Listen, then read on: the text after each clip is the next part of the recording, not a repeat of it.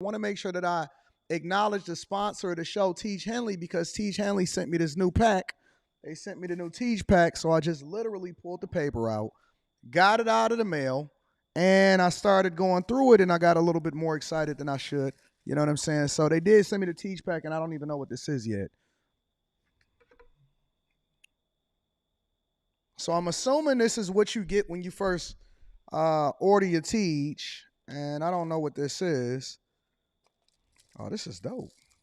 This is absolutely dope. Is this a nail kit?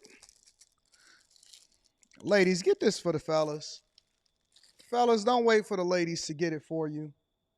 This is free. This just comes with it. 30% off your first order, plus 20% off for life. Literally. Oh, snaps. I didn't know that they were sending it like this. Real talk. So this is the nail kit that they sending you.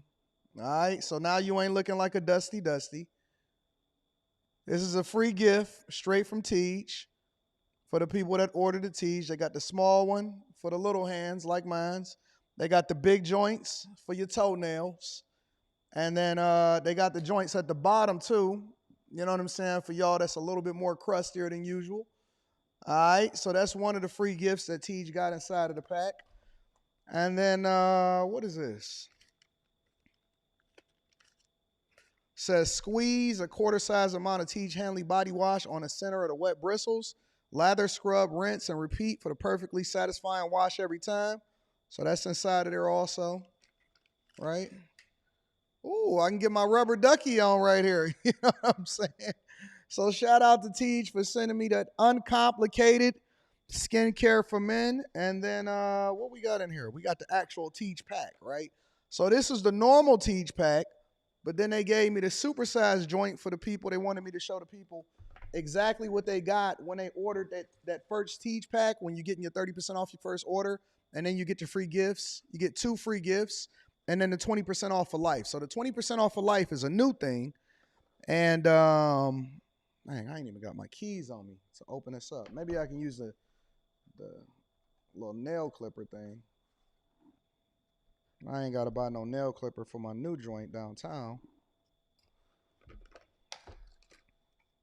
And then you get all of the washes, all of the scrubs, all of the AM, the PMs, and all of that stuff. So you got the whole thing inside of there for you to make sure you take care of yourself. But you got to make sure you take care of it every day. Right? We don't want to miss days. We don't want to be looking like dusties. It does not absolve you from being able to make sure that you brush your teeth. Brush your teeth. It don't fix the teeth problem. Don't fix you ironing your clothes. Don't fix you being able to take care of your business. But it absolutely makes sure that your skin is phenomenal, even when you go in between shaves. You know what I'm saying? So shout out to Tiege Hanley. We absolutely appreciate you. Thank you for continuing to hold us down. I might do an official Tiege commercial, but I like just talking authentically to the people. I like giving the people the authentic look of what it is that you're dealing with, and I want you to hear from me personally, because anybody can do that little pitch and they can make some little videos, but very few of us can actually speak to the products of exactly what it is that you're supposed to use. So yeah, Tiege Hanley, 30% off your first order, and then 20% off for life. That's the Anton Daniels pack, 20% off for life. Using any other Tiege pack, make sure that you go ahead and let that go. And make sure you tap into the link that's in the description and take care of it, all right?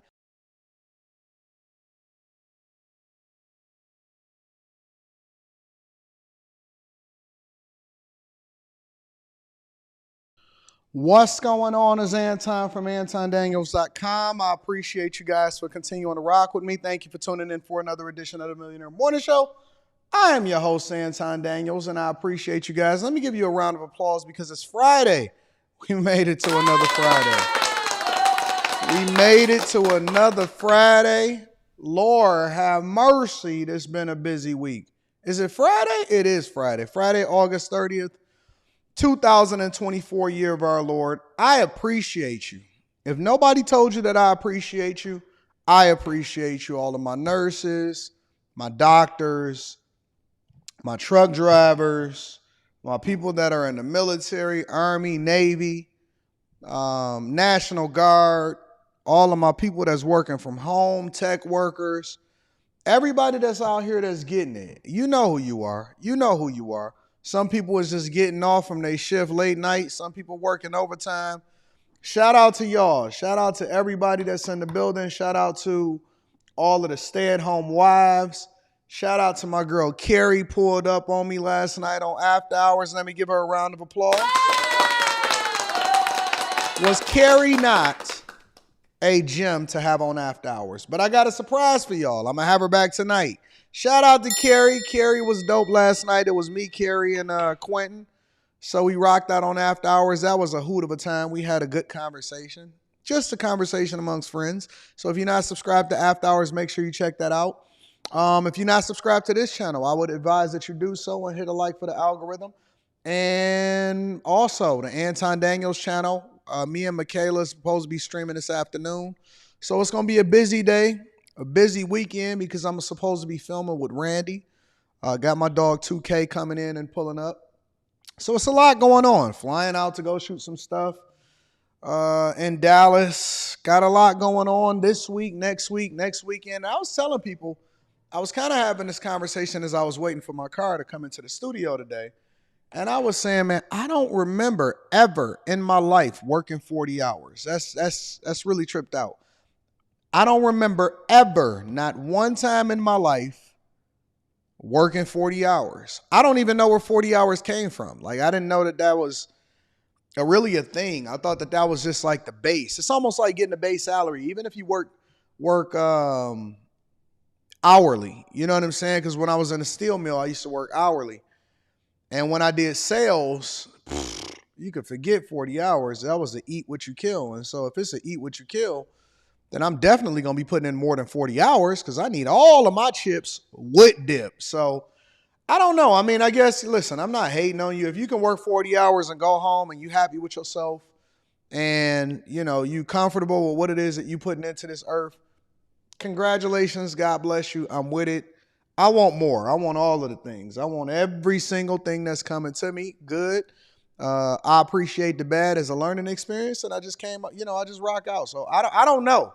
Honestly, I don't know anybody. Shout out to Caleb Beck, says you subscribe to all of my channels. I don't know. I don't remember the last time that I've ever worked 40 hours. So it's a different game for me. You know what I'm saying? The standard for what success looks like is a little different. But then again, my people, they don't have to do the same things that other people do. I don't need to go 50-50. And I'm not saying there's anything wrong with going 50-50. As a matter of fact, I would say that y'all probably should work together to make sure that y'all can build a strong household. I don't go 50-50. You know, my mom is taken care of, all of those things. So anyways, neither here nor there. Shout out to y'all. Make sure y'all tap into the Patreon. Link is in the description. We got some great things coming up.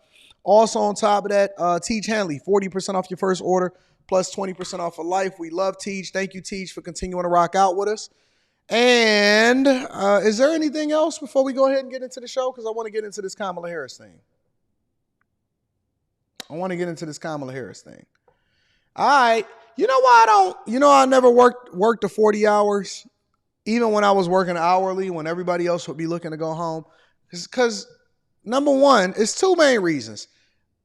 Really three, but two main ones. Number one, when people would tell me about what they did when they got home after they did their 40 hours, I was thinking to myself, you might as well have came back to work. You ain't even do nothing. Like, you ain't even doing nothing. You might as well get this money. That's number one.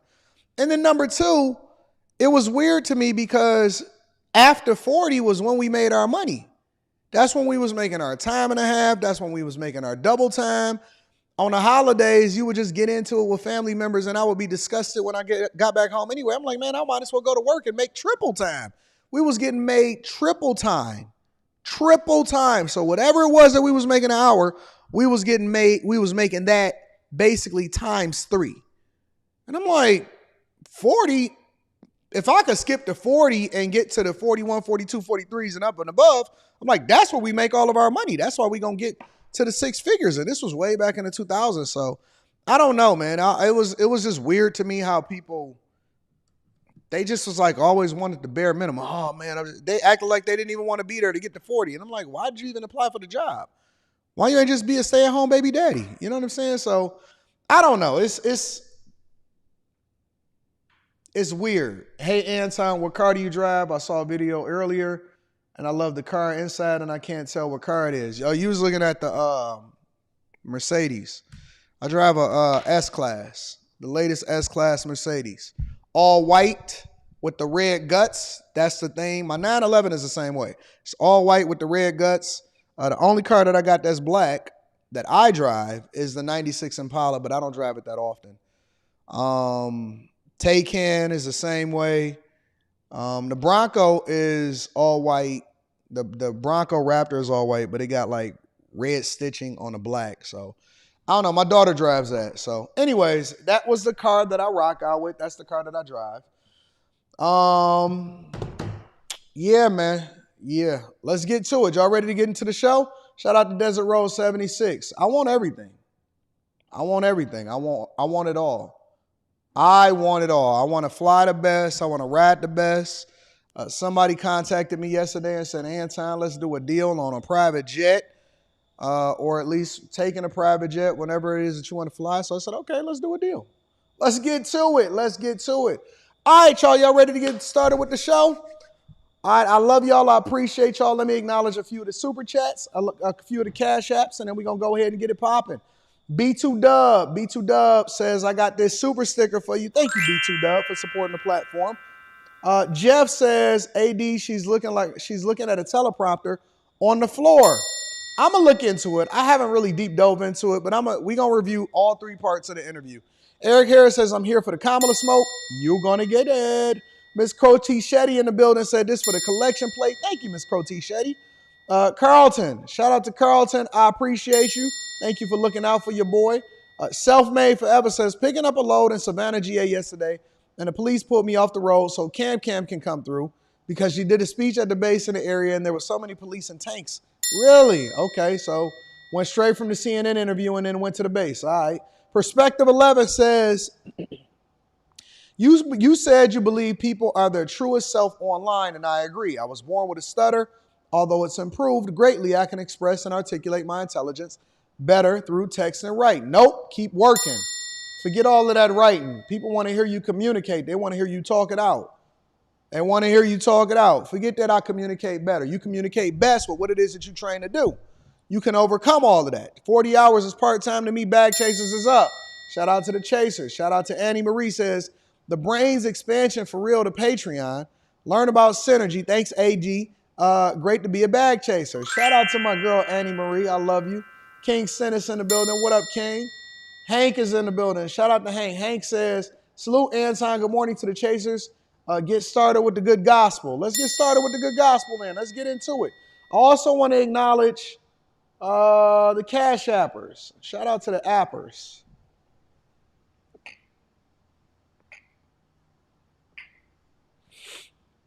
Excuse me. Had a couple sneezes. Sometimes it comes in threes. Got to get that hand sanitizer. You know what I'm saying? It comes in threes. Got to keep that good hand sanitizer on deck. Let me see.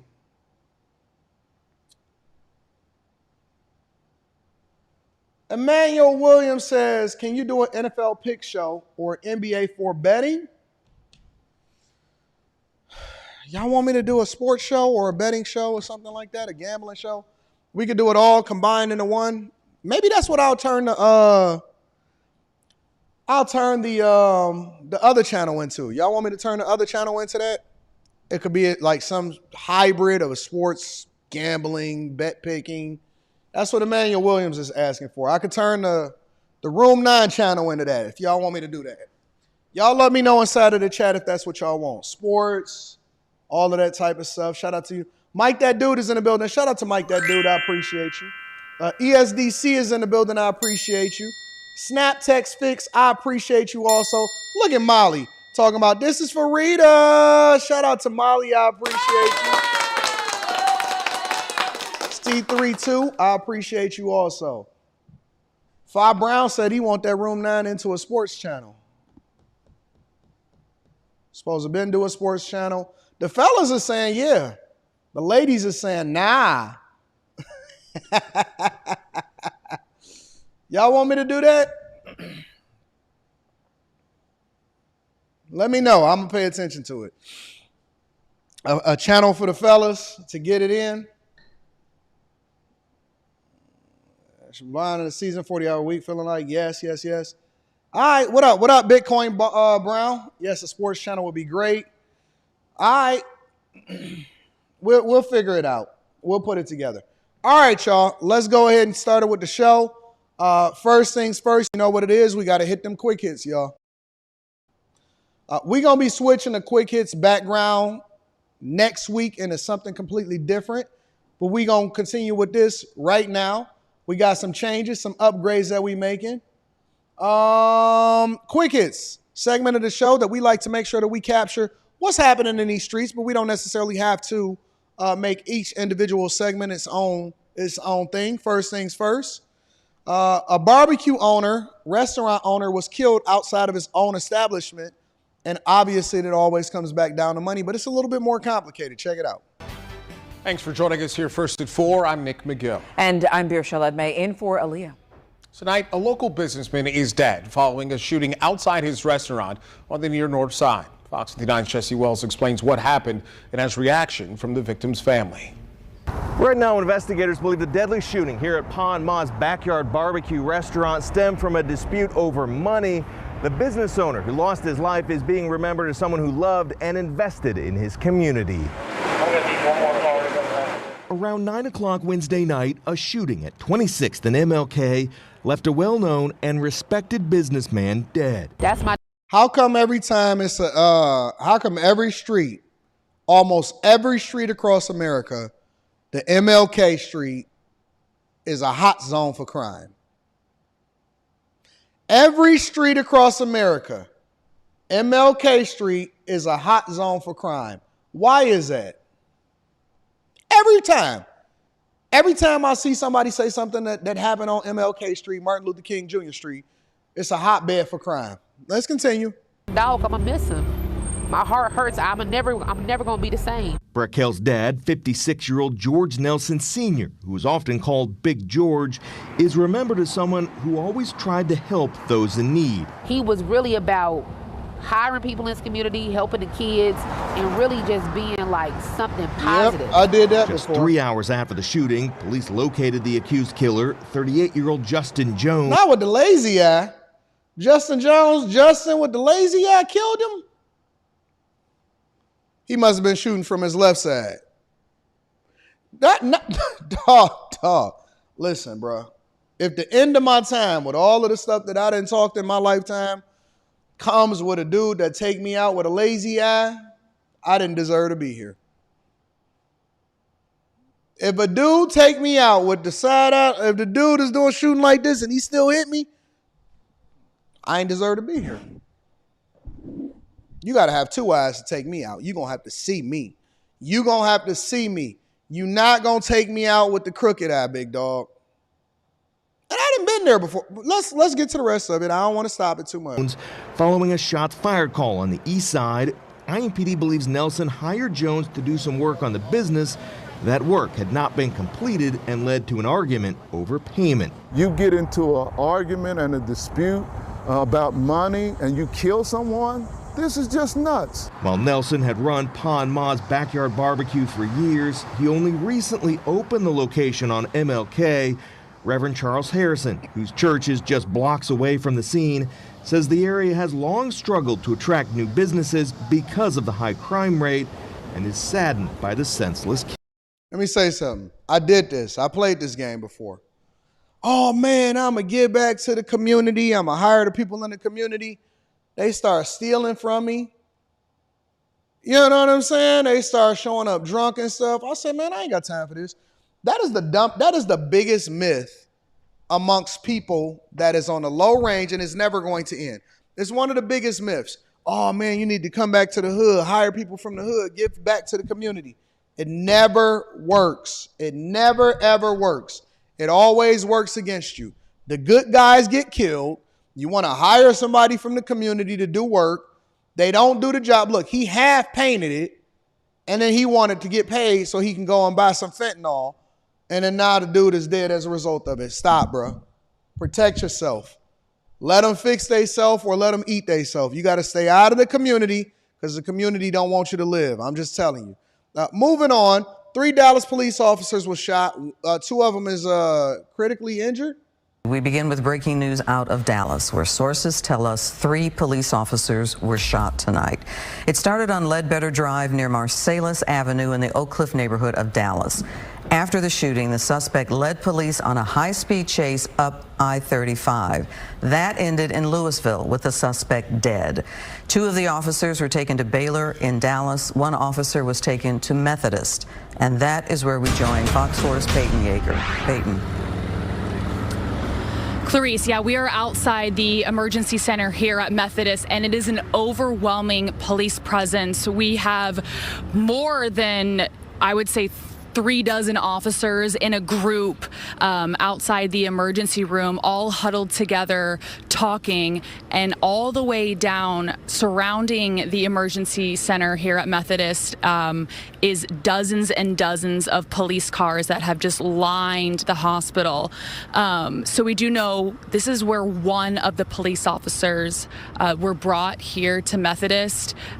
We do not have the condition of this specific officer that's here at Methodist, but I can tell you just from the mood outside, it's very, very solemn here outside of Methodist. We've had multiple officers running up, talking to one another, and really joining in this large group over by the ambulance bay, all talking one another and trying to receive any updates. But we know those 3 officers were shot. One of those officers, they were brought here to Methodist. One of the officers is dead. Another officer seriously injured, and a 3rd officer was shot in the leg. The suspect is confirmed dead. Every day, a police officer is maimed, injured, or killed. Almost every single day on average, a police officer in the United States of America is either maimed, injured, or killed. It's one of the most dangerous jobs, and most of the time they can't even hold on to their families because it is so demanding and it is so dangerous that most spouses can't handle their spouse being a police officer. And yet the conversation that we have on my panels and society, on all of your supposed leaders, is that, oh man, we need to make sure that we have better communication and relations with the people in the hood from the police because police brutality is out of control. They promote to y'all that it's the police that's the ones that's actually doing all of the harm and the hurt to the community. But in reality, it's 100 times more against the police officer themselves. But guess what they're not going to do? Guess what they're not going to say? It don't matter whether the police officer is a woman, a man, Black, white, Indian, Asian, no matter what. Guess what they're not going to do? They're not going to have an equal accountability and also hold the people of their community that they then cape for and have a free Ray Ray t-shirt on. They're never going to speak on a police officer's family that's hurt, all of that stuff. And it doesn't even matter what their color is. It doesn't matter what their gender is. You know why? Because it's not really about identity politics. It's about a uniform. It's about separating ourselves based off of whatever it is that you want to feel good about. So if you want to be amongst a community of puzzle putter-togethers, then that's the community that you're going to advocate for. If you want to be a part of the sassy community, you're going to be a part of the sassy community. If you like action figures and you only want to go to Comic-Con, then all of the things that you're going to request from your legislators and the things that you're going to talk about online is about the Comic-Con group. You know what I'm saying? And so we've learned to separate ourselves, and we've dehumanized each other, and we've reduced each other down to a uniform or a job or an identity or gender or all of that stuff. And we no longer have a human side to us. And that's why it's so easy for us to say, well, we against the police officers, but most of us have an uncle. We got a cousin. We got a father. We got a grandfather. Some of y'all, now that we got diversity, equity, and inclusion, now y'all got wives that's police officers, and nobody is going to speak on their behalf. But here over on the Millionaire Morning Show, I just want to let everybody that is a police officer, you are appreciated. We like to give our military members, some of them that's never even been deployed, which is cool, but they are part of the military. We always want to say thank you for your service, but we never want to say that to the police officers. So to every firefighter, police officer, or anybody that is watching this show that is contributing to the safety of our communities, I personally, here on the Anton Daniels channel, we don't believe in defunding the police. We believe in supporting our police officers. We believe in supporting our teachers. We believe in holding the people of the community accountable. And I appreciate you because you guys are the first ones to show up whenever we got a problem. So I just want to say that right there. I don't want to go too heavy into that story. Let's continue. And then a woman was killed in execution style. This has been a big story for a while, and I wanted to make sure that we got all of the details by being forced into an apartment by gunpoint. Check it out. Tonight, the man charged with capital murder in the death of a student from Nepal is being held without bond after waiving his appearance in probable cause court. And we're learning new details about what happened the night Muda Pandey was murdered in her Southwest Houston apartment. That's where Matt Doherty joins us live with the very latest tonight. Matt?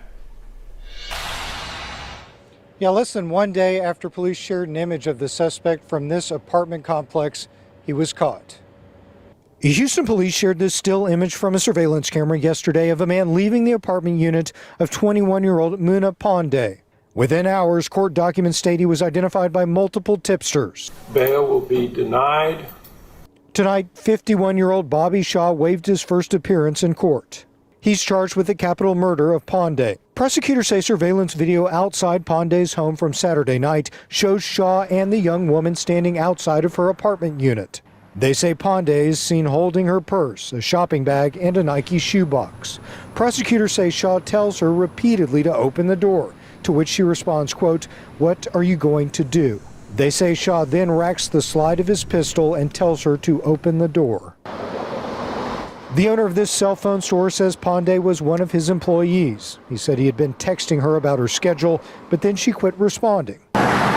On Monday, police say they received an anonymous call telling them there was a body inside of her apartment unit. Once inside, prosecutors say police found her body. Muna Pandey had been shot 4 times, 3 times in the torso and a 4th time in the back of her head, execution style, an officer stated. Prosecutors say the video shows Shaw leaving after that. They believe he took her cell phone with him.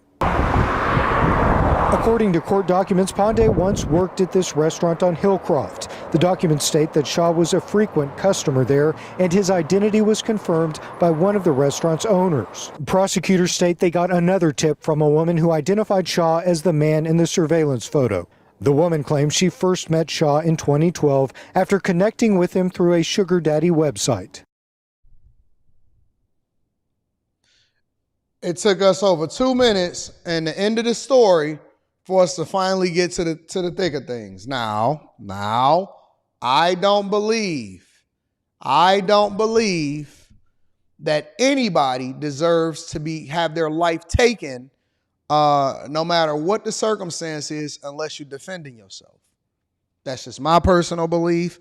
I don't think that, and I'm never gonna hold nobody accountable for living and being for the streets. However,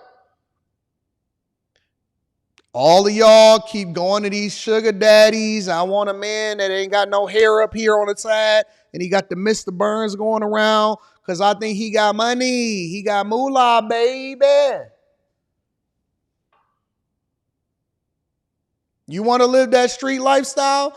You want to be out here in these streets? It's not safe for you in these streets. I keep trying to tell you. That you think that this guy is unassuming because you think he got a tech job or he got some money, honey. He got him a car service. He own his own restaurants. He own a real estate business. He very unassuming. Now he gonna force you in your crib and he gonna shoot you 2 in the back and 1 in the head, execution style, right in the torso and 1 in the back of the crib. I got me a sugar daddy. Listen, you live in this lifestyle that's basically overglorified prostitution. You selling what you got to get what you want. Sometimes it's not going to end up right. Rest in peace to that young woman. We don't want her ever to lose her life because she's shaking what she got to get what she want. And thank God we got all of these surveillance cameras right now because it's so bad out here in these streets. However, it's bad out here. It's absolutely bad. Anyways, ladies and gentlemen, that is your quick hits. All right, let me go ahead and read this Cash App, and then I want to get to a few of the Super Chats, and we're going to get into the thick of it. Shout out to Frank White, says, much respect, AD, you a real one. Thank you, Frank. I appreciate you, big dog. Let me also look at a couple of these Super Chats. Chase Barnes says, Happy Friday, AD and peeps. Bless you for the sneezing. And you have to break out. You have to break out the King Jesus. As long as I got King Jesus. This was a longer week.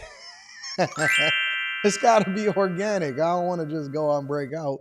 Dean Murray says, folks confused, let the freedom ring with Let the Chopper sing on every MLK street. They don't care nothing about MLK. His honor is completely gone. Sportsaholic says, I would have made the league if it wasn't for my bad back and knees. Can myself and the fellas have a sports channel, please? Yeah, we'll talk about it. It's got to be infused with some money, though. Because, listen, if it ain't got no money involved, then I don't be wanting to do it sometimes. But I'm going to just keep it real with you. But yeah, we can deep dive into the sports. I'll figure it out. Shout out to my girl, Tam Renee. Tam Renee says, hey, Anton, great show. It's my birthday. I live in Atlanta and celebrating in Los Angeles. Shout out to the Chasers. Shout out to the Chasers. Happy birthday to you. Happy birthday to you.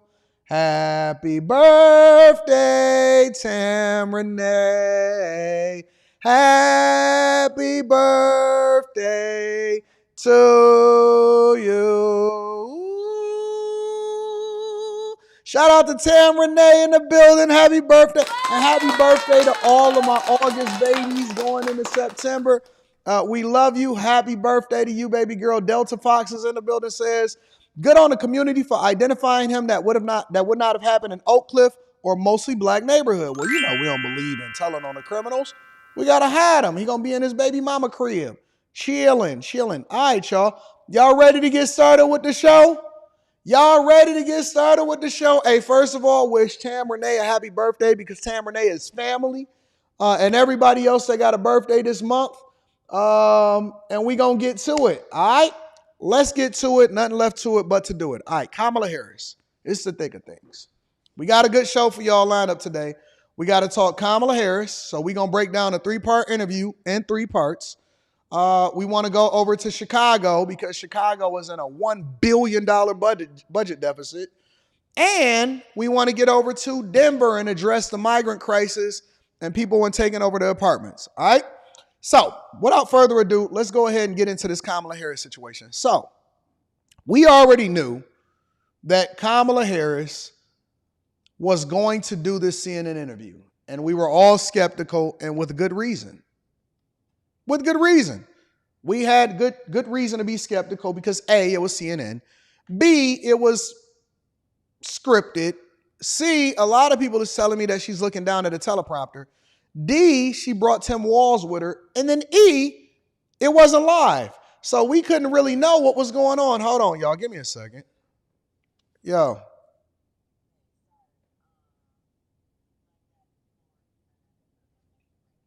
Yeah, you like the flooring, right? Yeah, it looked dope. Go ahead and roll with that. Tell them to do that flooring. When are they supposed to come in and do the floors? After they get done painting. Okay. How much longer are they going to take to paint? They said they'll be back Monday. I don't know if you saw the video. All the trim and everything is done.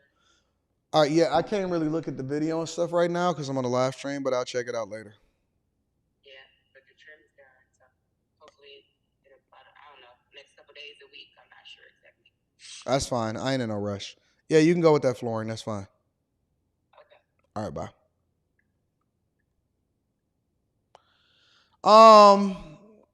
Let's just go ahead and jump into the interview. So the first part of the interview was her talking about her first day in office. All right. So we all know that this is scripted. I haven't really deep dove into it. I seen a quick 1-minute clip of it on TikTok, but I wanted to say for the full review for you guys, make sure y'all hit a like for the algorithm, subscribe to the channel, and turn on your notifications. Let's get into it, y'all. Madam Vice President, Governor Walz, thank you so much for sitting down with me and bringing the bus. The bus tour is well underway here in Georgia. You have less time to make your case to voters than any candidate in modern American history. The voters are really eager to hear what your plans are. If you are elected, what would you do on day 1 in the White House? Well, there are a number of things. I will tell you first and foremost, one of my... Well, before we get into this, do it look like she already aged? One thing that we couldn't say about Kamala Harris is that Kamala Harris wasn't a decent looking younger woman. That's the one thing that we can't say. Before she ever even really, is Kamala Harris really the one that's running the White House into the ground and running this country into the ground right now? Because you don't age like this as the vice president. Mike Pence looked like he got Botox the day that he left office. I don't know if Mike Pence was having a good time or a bad time, or the fact that he wasn't letting these chicks, and Mike Pence stood on the fact that he didn't let himself inside of a room without his wife present, or what. But she looks like she's aged significantly. Honestly, I don't know what it is, but she looked like she aged significantly. Let's get into her answers, and let's see if we can draw any substance from what she got going on. Highest priorities is to do what we can to support and strengthen the middle class. When I Hey, she did like this, like she just hit a point. What we can to support and strengthen the middle class. All right, y'all. We got to let her talk because we got to get through this. She hit it. She did it with the... When I look at the aspirations, the goals, the ambitions of the American people, I think that people are ready for a new way forward. In a way that generations of Americans have been fueled by hope and by optimism.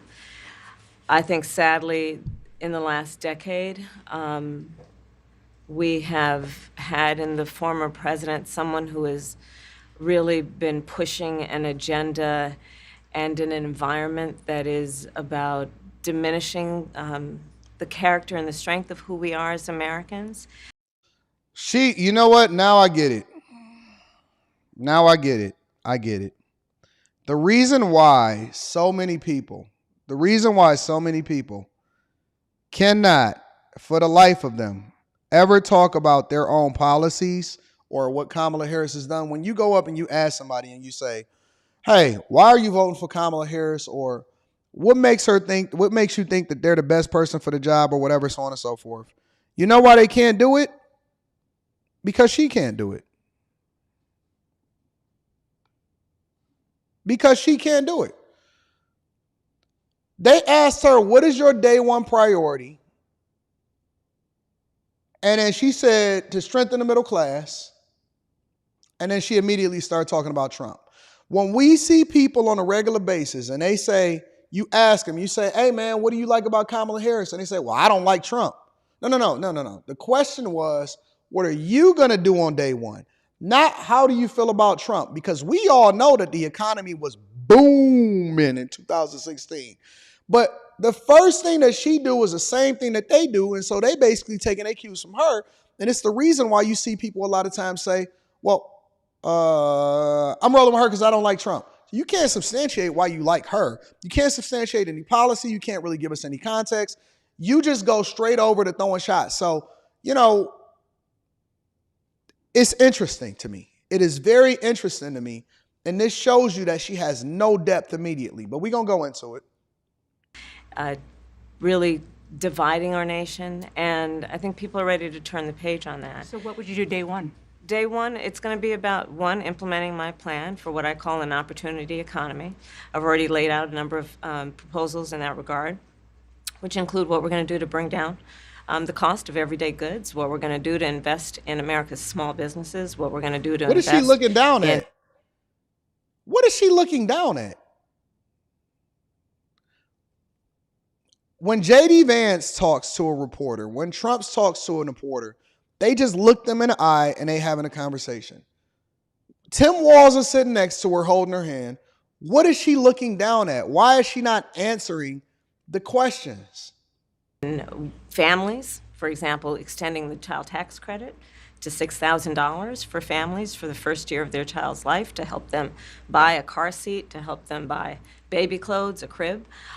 There's the work that we're going to do that is about investing in the American family around affordable housing, a big issue in our country right now. So there are a number of things on day one. What about you? Well, I'm excited about this agenda. What about you? No, what kind of journalist is this? What journalist is this? Somebody tell me the name of this journal. What about you? Hold on. So there are a number of things on day one. About you? Well, I'm excited about this agenda too. As I said, the idea of inspiring America to what can be, and I think many of these things that the Vice President's proposing are things that we share in values.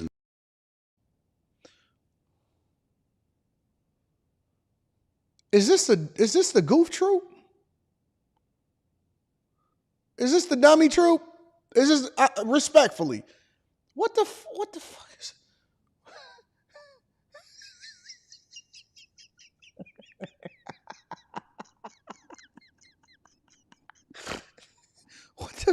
what is happening here? Okay, so I'm taking notes. So she said on day one, because usually they'll be like, I'm going to sign into legislation, whatever. Whether they do it or not is a whole nother thing. Day one, opportunity economy. All right. I don't know what the hell that means. And then she went into child tax credits because you need to be able to buy a car seat, baby clothes, and a crib. So they're going to give you $6,000 for the child tax credit for your first year.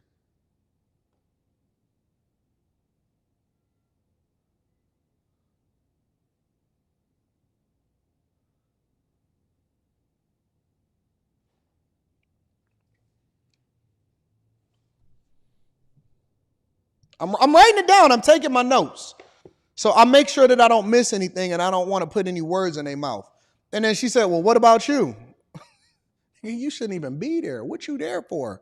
I mean, I believe in the opportunity economy also.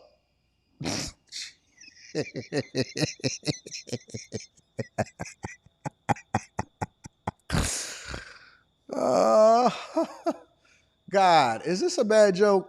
Are we in the Matrix? The child tax credit is one we know that reduces childhood poverty by 1/3. We did it in Minnesota to have a federal partner in this. Christ. Unbelievable, I think, in the impact that we can make. You talked about, you call it the opportunity economy. You are well aware that right now many Americans are struggling. There's a crisis of affordability. One of your campaign themes is we're not going back.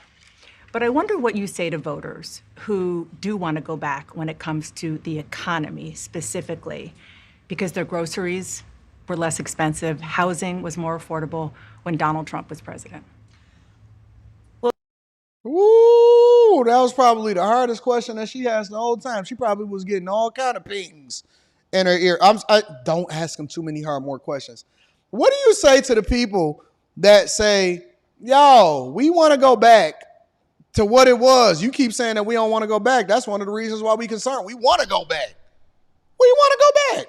Well, let's start with the fact that when Joe Biden and I came in office, during the height of a pandemic, we saw over 10 million jobs were lost. People, literally, we were all tracking the numbers. Hundreds of people a day were dying because of COVID. The economy had crashed. In large part, all of that because of mismanagement by Donald Trump of that crisis. You mean the pandemic? When we came in, our highest priority was to do what we could to rescue America. And today, we know that we have inflation at under 3%. A lot of our policies have led to the reality that America recovered faster than any wealthy nation around the world. But you are right. Prices, in particular for groceries, are still too high. The American people know it, I know it. Which is why my agenda includes what we need to do to bring down the price of groceries. For example, dealing with an issue like price gouging. What we need to do to extend the child tax credit to help young families be able to take care of. You notice how she can't really substantiate her argument, so she keep going back to the child tax credit. Listen, margins are razor thin. If anybody joined Stock Club this past weekend, then you know, because I broke down and I went into the different segments of places that's laying off the merger between Kroger and another company. And I showed you both Walmart, Kroger, and other grocers that margins are literally razor thin. They got to sell $150 billion in groceries in order to make a $2 billion profit annually. They have to sell $150 billion in goods and services in order to generate less than a $2 billion profit annually. And so when we were going through and I was breaking it down and I was breaking down the different management styles and why mergers were happening and the razor thin margins and the difference between this grocer and how this grocer is not really selling groceries, but they understand that it's a loss leader in order to get people in the store, in order to buy more bigger things, and how they still have to compete against the Amazon, but the Amazon just wanted, when we went into it in Stock Club. And so for all of y'all that's a part of Stock Club, shout out to y'all because we break down the numbers, we break down the charts, we go into why you should or shouldn't invest in a particular company or a particular industry. It's all fluff. It's fluff for those that don't know. It don't have nothing to do with price gouging at all. And when she lies and she says that inflation is at 3%, it's another huge lie. It's another massive lie. Well, why is it a massive lie, Anton? Because inflation over the last 2 months is down 3%. And that's according to your lifestyle. As documented over the last 3.5 years, because if you do a combined, here, I'll just pull it up for you guys so you don't think that I'm lying.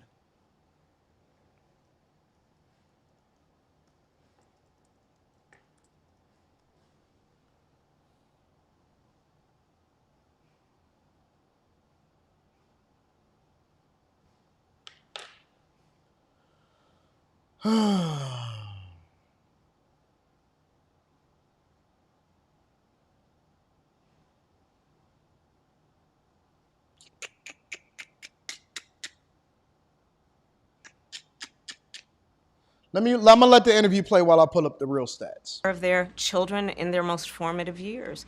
What we need to do to bring down the cost of housing. My proposal includes what would be a tax credit of $25,000 for first-time home buyers. So they can just have enough to put a down payment on a home, which is... Is it a tax credit or is it a tax give-out? Give me a second. So they can just have a credit of $25,000. My proposal includes what would be a tax credit of $25,000 for first-time home buyers. Is it a tax credit or are they giving you $25,000? Because what she said in her campaign speech was that she was going to give new homeowners or first-generation buyers $25,000. Now she's saying, because see, words matter and words mean things. Now she's saying, is she getting her words mixed up? Does she not understand what real estate means? Does she not understand the difference between giving somebody $25,000 towards the purchase of a new home versus a tax credit? I don't know what the hell she's talking about, honest to God.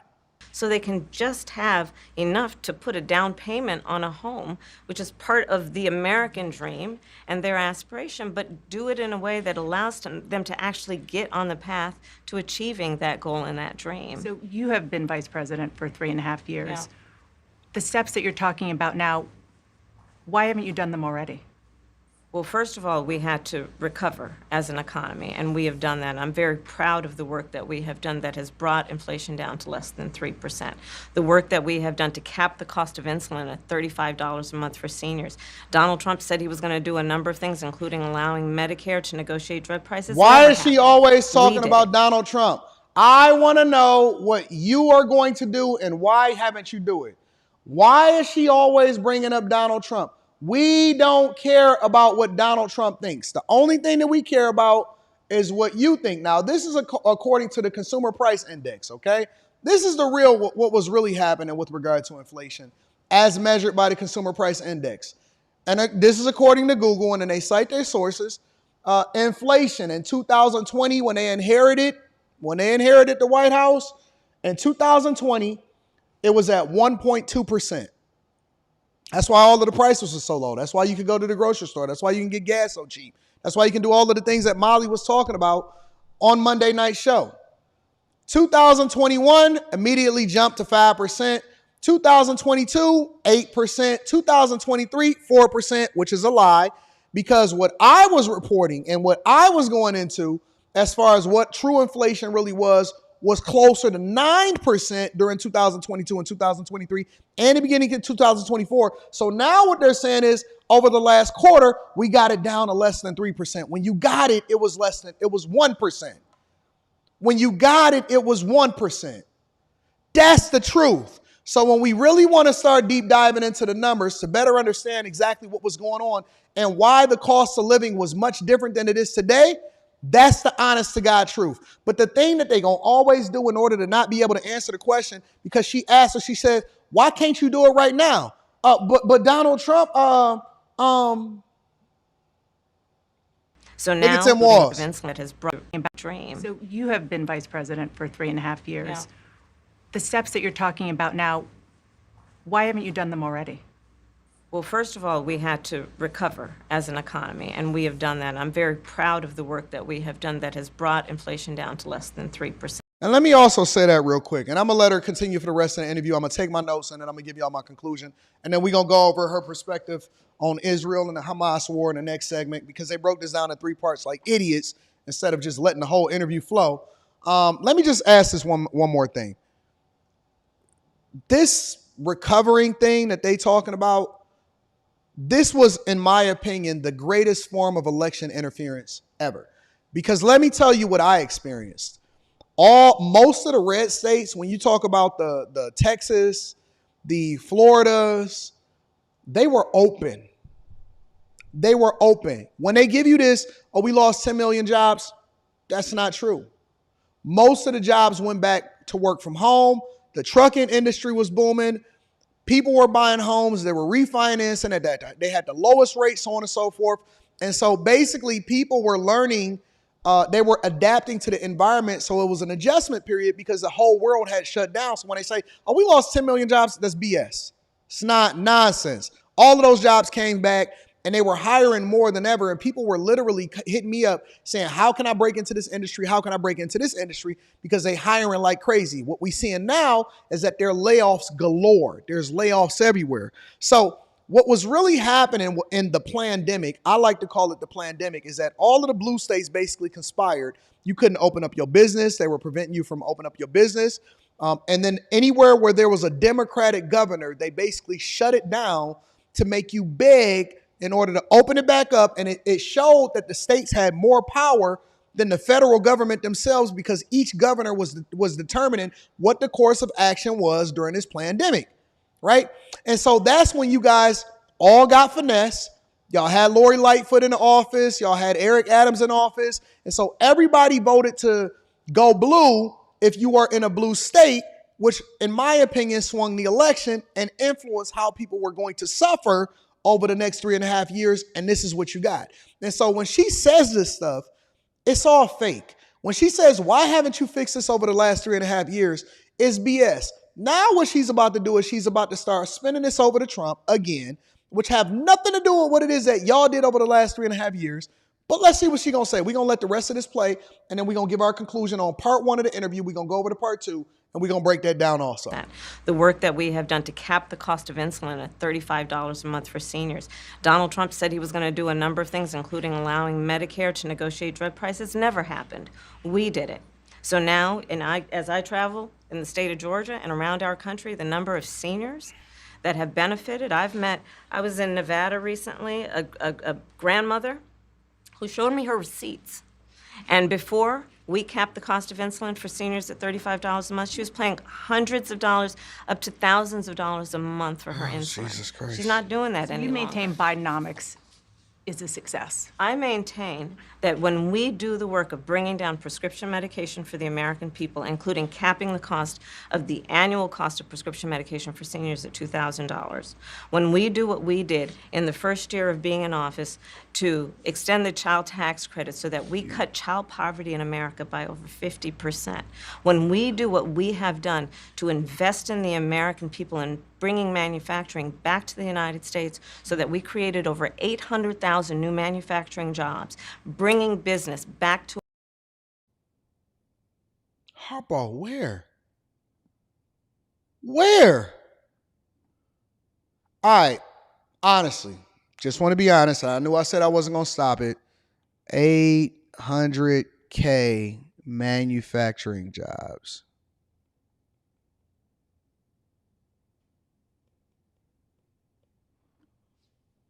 I know we all got different states. I'm in Michigan, home of manufacturing in the Midwest.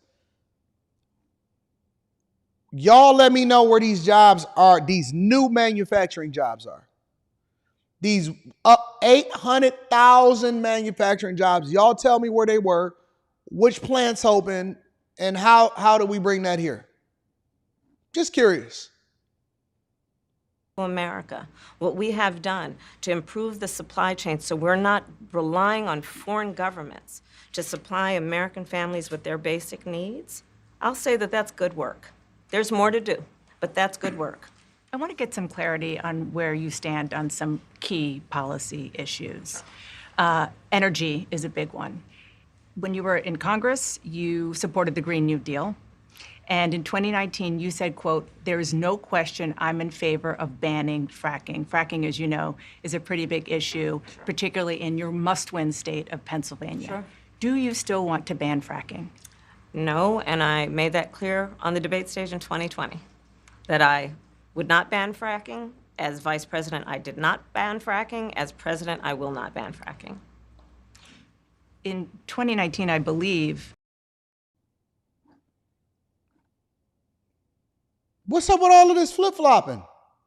Okay, so wait a minute, because this is a big industry inside of Pennsylvania, which is a state that they feel like they have to win in order to win president of the United States of America.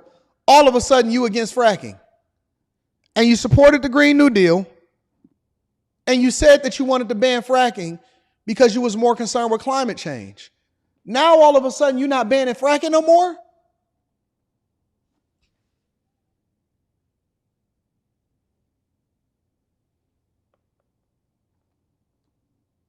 in a town hall, you said, you were asked, would you commit to implementing a federal ban on fracking on your first day in office? And you said, there's no question I'm in favor of banning fracking. So yes. So it changed in that campaign? In 2020, I made very clear where I stand. We are in 2024, and I've not changed that position, nor will I going forward. I kept my word, and I will keep my word. What made you change that position at the time? Well, let's be clear. My values have not changed. I believe it is very important that we take seriously what we must do to guard against what is a clear crisis in terms of the climate. And to do that, we can do what we have accomplished thus far. The Inflation Reduction Act, what we have done to invest, by my calculation, over probably $1 trillion over the next 10 years, investing in a clean energy economy. What we've already done, creating over 300,000 new clean energy jobs. That tells me, from my experience as vice president, we can do it without banning fracking. In fact, Dana, I cast the tie-breaking vote that actually increased leases for fracking as vice president. So I'm very clear about where I stand. And was there some policy or scientific data that you saw that you said, oh, okay, I get it now? What I have seen is that we can grow and we can increase a thriving clean energy economy without banning fracking. Okay, hold on one second. Just give me a second. Just give me a second. Because I just can't, bro. I can't do this. You're not going to sit here and finesse me. Like, she got so many different interviews 4 years ago where she was talking about. There's no question I'm in favor of banning fracking. Did I just hear what I just not heard? When I heard what I said? Hold on, let me play it one more time for the people in the back. There's no question I'm in favor of banning fracking.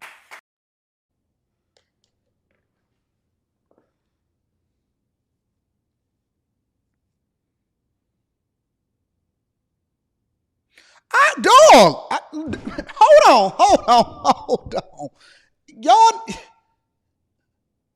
listen, I'm not opposed to you just taking a position and just rocking with it, but you're not going to tell me that I didn't hear what I heard when I heard it 4 years ago. And it's like we don't got the internet and we can't go back and, well, I know most people ain't going to go back and look at it, but she said this. She said that she wanted to ban fracking and she wanted to ban offshore drilling and she wanted to focus more on climate change and all of this other stuff. At a town hall, she was literally talking about banning fracking. And then she said her position. There's no question I'm in favor of banning fracking. So, yes, and starting And starting with what we can do on day one around public lands, right? And then there has to be legislation. But yes, and this is something I've taken on in California. I have a history of working on this issue. And to your point, we have to just acknowledge that the residual impact of fracking is enormous in terms of the impact on the health and safety of communities. Yeah, so thank you. So would you ban offshore drilling? Yes, and I've, again, worked on that.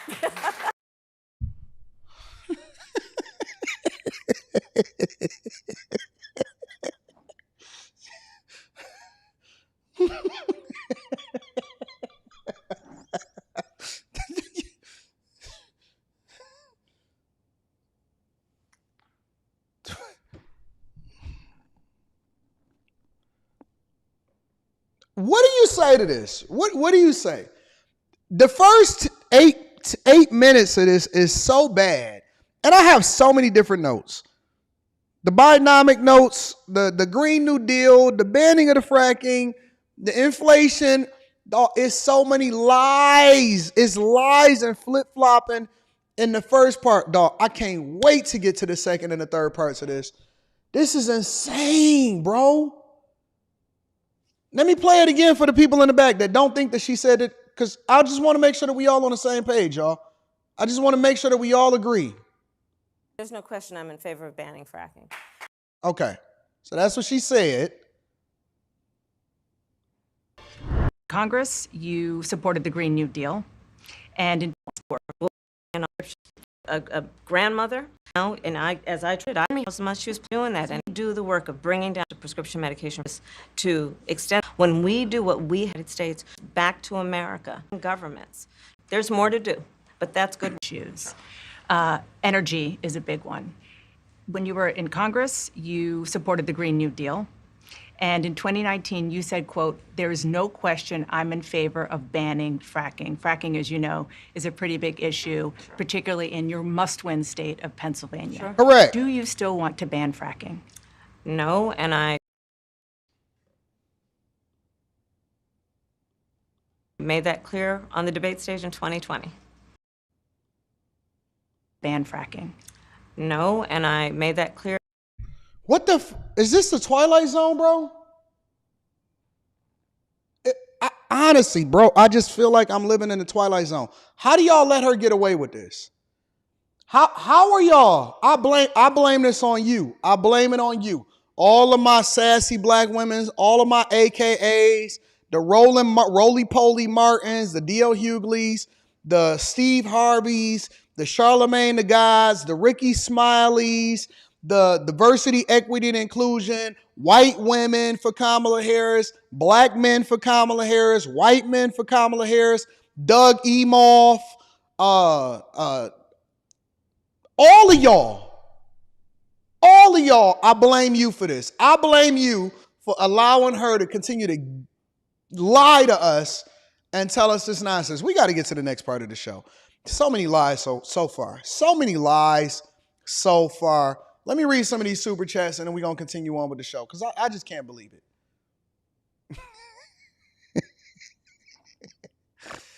Plies, that's correct. King Senate says MLK niece endorsed Trump. Shout out to her. This is going to be a good one. Terrell Ashley says, please look Kamala human depopulation speech on YouTube. LK says, police officers should live in the communities that they police, become a part of the community. I disagree with that. Because ain't nobody holding y'all accountable for working remotely from the places that y'all in. Y'all travel into y'all jobs all the time. I disagree with that 100%. Chase Barnes says, happy birthday, Tam Renee, and I love the sports show idea. I wouldn't mind being a part of that. Shout out to Chase Barnes. I appreciate you. I'm going to take that into consideration. No Lames TV says, look at her ear. She has on an earpiece. Does she really? Okay. All right. T. Wright says, please, can someone tell me what she's talking about? Lying. That's what she's doing. Tim Walls has zero aura. Facts. Will Livingston says the interviewer brought Kamala and Tim milk and cookies. Kamala is looking down at her notes. It's Jakester says, all joking aside, this is a very scary thing that these two could lead to that it's very scary to think these two could lead a superpower country. How do we end up here? AKAs. Isaiah Elliott says, jig is up, Kamala. You're fired. Get out of here. It's Jakester says $25,000 isn't even 10% down payment on a $450,000 home, which is the average price of a home. Enforcer 2K9 says, why should we care about the child tax credit when our biggest campaign issue is ensuring women a right to delete a child? A credit for what child?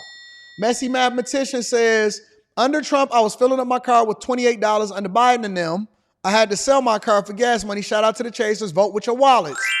Facts. Brian Green says, great show as always. I'm a new bag chaser. Stock Club is the best. It is the best, ain't it? Ain't nobody messing with us. I know that they think that they are, but they not. Their lies are so frustrating. Shout out to you. Duran Lee says, Tim copying off of Kamala's paper. Yes, he is. Eric M is in the building, says, Harris's campaign with CNN are releasing this interview in segments to get a feel for how it's received by the general public. I'm telling you, people is killing them in the comments. No Lames TV says they brought up poverty over 50%. Where? Francisco Sanchez Jr. says, remember when job numbers were adjusted to 800,000 fewer? There went the jobs Kamala was talking about, jobs that never existed. Sean Richards goes on to say, her looking down at her answers is pitiful. Chat for Morris goes on to say, pull up the 2020 debate. She's trying to rewrite history like the borders are. The real King Fish is in the building, says, Anton, the amount of whiplash is off the charts. They act like we don't keep receipts. Worst interview of all time. And this was scripted. Politicians are worse than used car salesmen. DeFrank says her debate strategy will be like Romney in 2012. She'll agree with Trump on most things and act cute to get the women voters. Well, hopefully it goes the same way that Romney went. Blue Baggin says, all politicians, why are you acting brand new? That's a fact.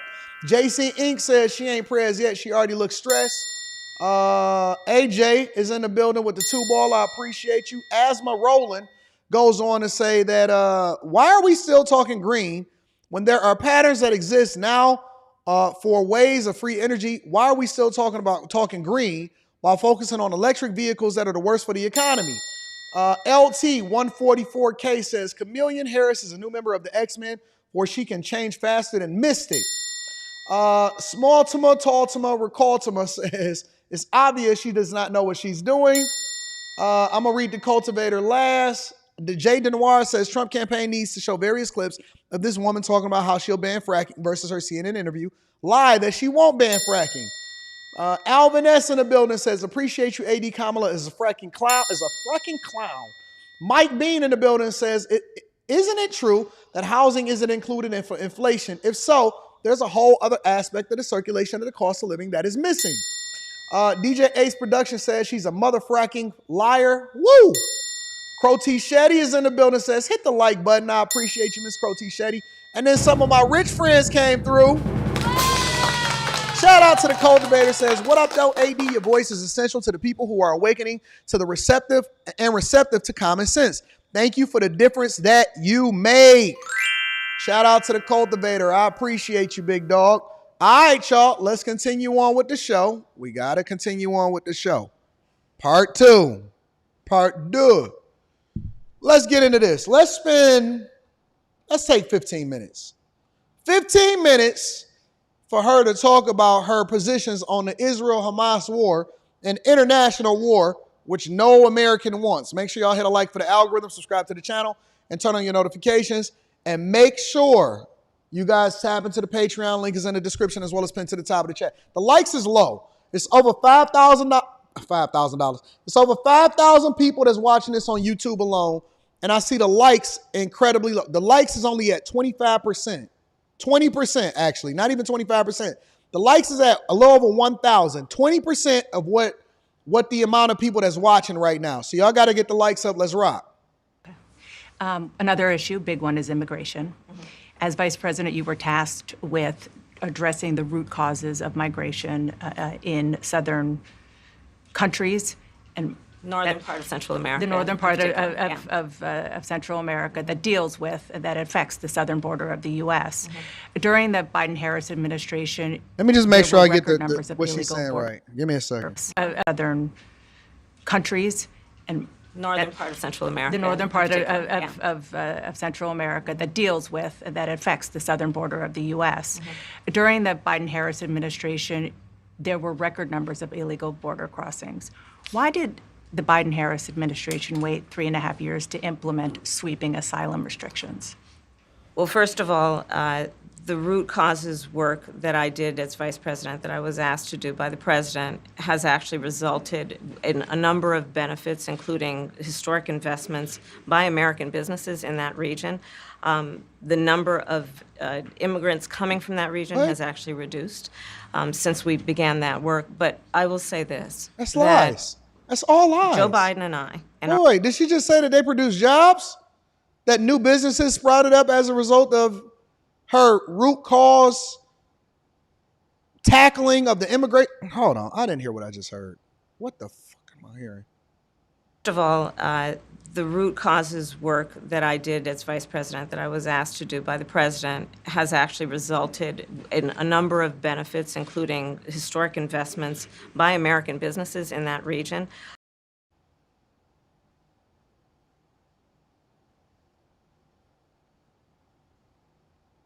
Just give me a second. I'm a C student.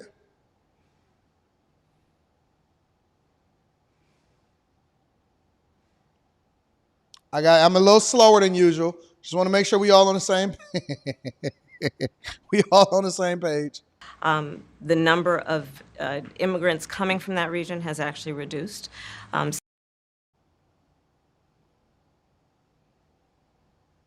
Immigrants lower. Let's continue.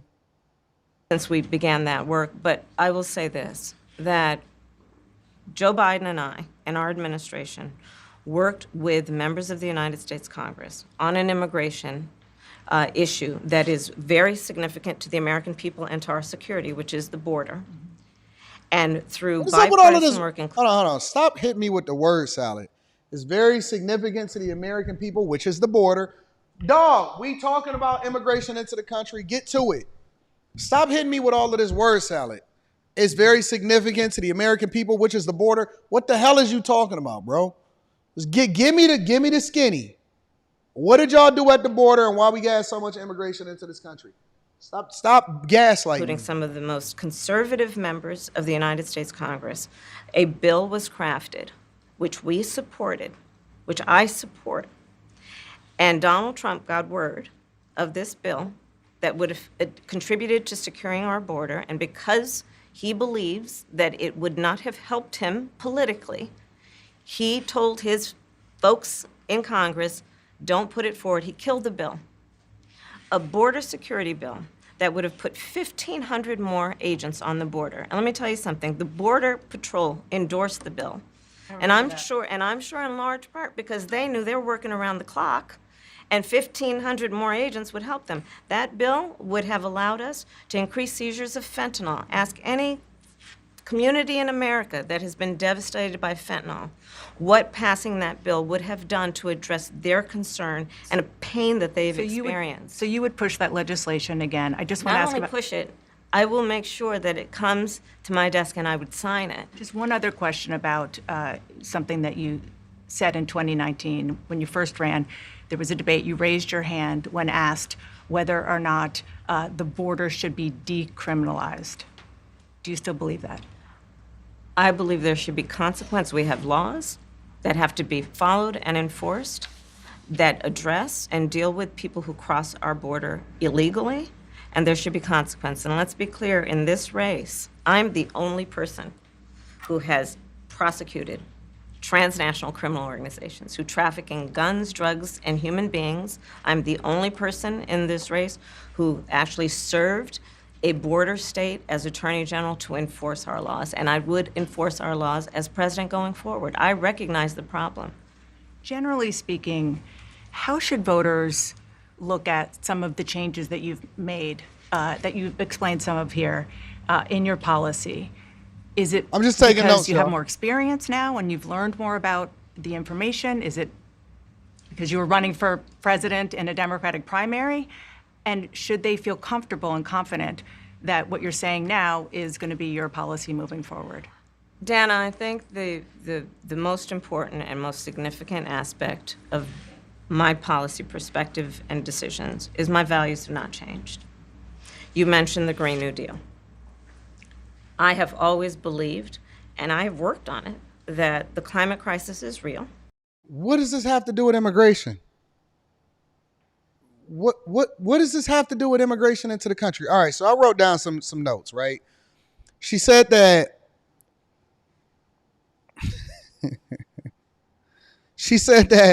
immigration into this country and her work at the border has resulted into businesses, small businesses, making significant investments at the border. She said that immigration into this country is lower. Lies. Check. Here's the thing, though. She harped on a message that basically said, hey, listen, at the end of 2023, we worked on legislation, a bipartisan deal, to ultimately put 1,500 new border agents at the border. Interesting. Okay. I wonder, because what people don't know, and I say this often, and I'm going to continue to hit this point, is that they tried to pair that legislation in, and they tried to make it a national security bill, which would also help to fund Israel, Ukraine, and Taiwan.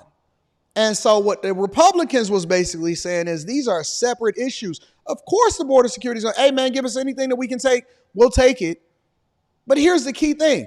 Republicans said, hey, listen, we want that to be a separate deal. Y'all should not be pairing this all in a national security deal. It should be its own separate thing. And so when they say a bipartisan deal, Democrats and the Biden administration was basically asking for the House in order to stem the flow of migrants at the border. In which, here's the key. They're touting that over the last 2 months that they've slowed immigration into this country.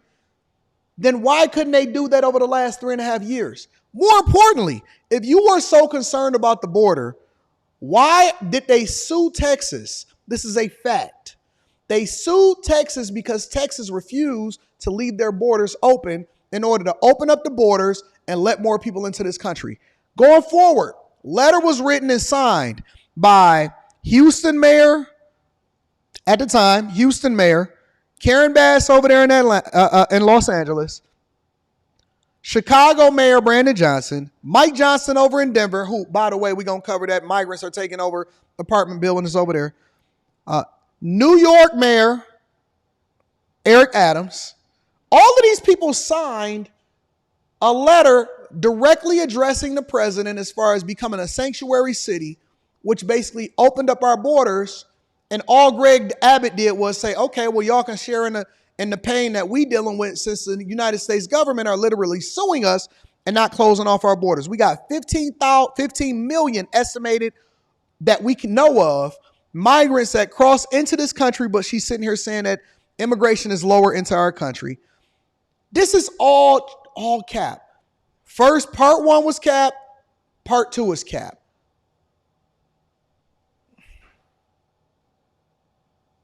Everything that she's saying is cap. Everything she's saying, she flip-flopping on. Everything that she's saying, she's a horrible liar, but she's definitely a good chameleon. And now she's flip-flopping and she's changing the question into being something that's completely different than what the interviewer asked. The interviewer asked about immigration. That it is an urgent matter to which we should apply metrics that include holding ourselves to deadlines. Why is Tim Walz there? Why is Tim Walz here?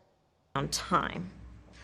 We did that with the Inflation Reduction Act. We have set goals for the United States of America and by extension the globe around when we should meet certain standards for reduction of greenhouse gas emissions, as an example.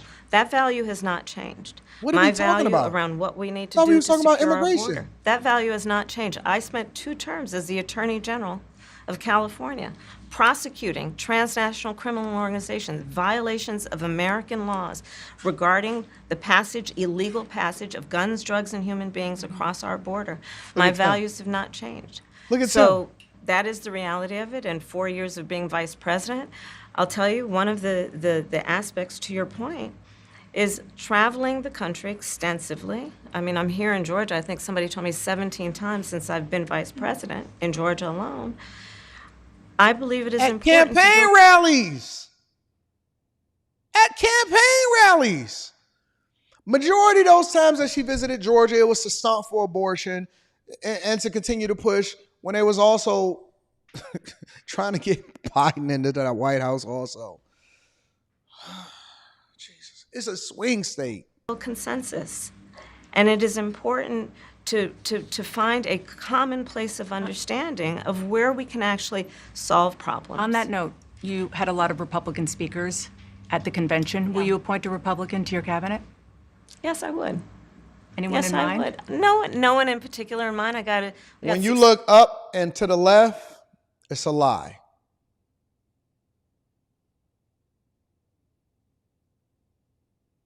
Up and to the left for us, it's up and to the right for her. Look at her eyes. Yes, I would. Anyone in mind? Yes, I would. No one in particular in mind. We got 60. All lies. It's all lies. Everything that she's saying right here is a lie. Everything that she's saying and she's talking about right now is a lie. It's all lies. Days to go with this election, so I'm not putting the cart before the horse, but I would. I think it's really important. I have spent my career inviting diversity of opinion. I think it's important to have people at the table when some of the most important decisions are being made that have different views, different experiences. And I think it would be to the benefit of the American public to have a member of my cabinet who was a Republican. I want to ask you about your opponent, Donald Trump. Okay. Which she's already been talking about him the entire time. I was a little bit surprised. People might be surprised to hear that you have never interacted with him, met him face to face. That's going to change soon. But what I want to ask you about is what he said last month. He suggested that you happened to turn black recently for political purposes, questioning a core part of your identity. Yeah. Same old tired playbook. Next question, please. That's it? That's it. Okay. Let's talk about some foreign policy. So she still don't respect y'all. She still don't respect y'all. Listen, for all of you that is leaning on the fact that she a black woman, this is the classic deflection. If you ask me and you say, Anton, which I don't really do the whole color thing, right? But in a general sense, I understand what most people are saying when they say, are you black? Yeah, I'm black. My father was black. My mama was black. My grandfather was black. Everybody was. I mean, that's what I am, honestly. I mean, for the sake of conversation, of course, I think that black is just a color, and it's something it's a trope that's been put on you in order to separate you and all of this other stuff. And, African American, all of this other stuff, whatever. In a general sense, yeah, I'm a black man. It just is what it is. It's not that I identify or I rock out with people that is only black. I believe in supporting people based off of the content of their character or whether or not they're good people. Because it's dope white people, it's bad white people, it's bad black people, it's dope black people, it's people all across the spectrum. Your individual choices is what define you, not what you can't control. I mean, for the sake of conversation, oh yeah, I'm a black guy. She's still playing in y'all faces. She don't care nothing about what you talking about, big dog. See issues that would be on your plate if you become commander-in-chief. President Biden has tried unsuccessfully to end the war between Israel and Hamas in Gaza. He's been doing it for months and months, along with you.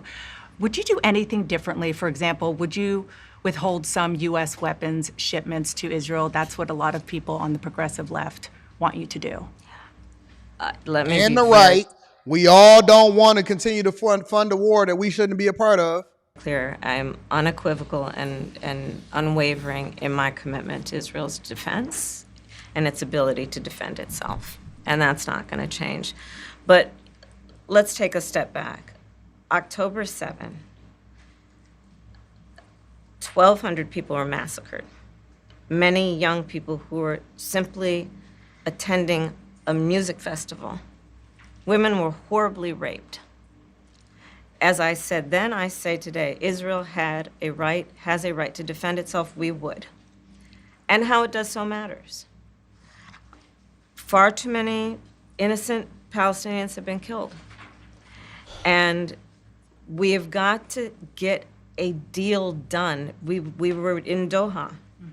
We have to get a deal done. This war must end. And in the meantime, and we must get a deal that is about getting the hostages out I've met with the families of the American hostages. Let's get the hostages out. Let's get the ceasefire done. But no change in policy in terms of arms and so forth.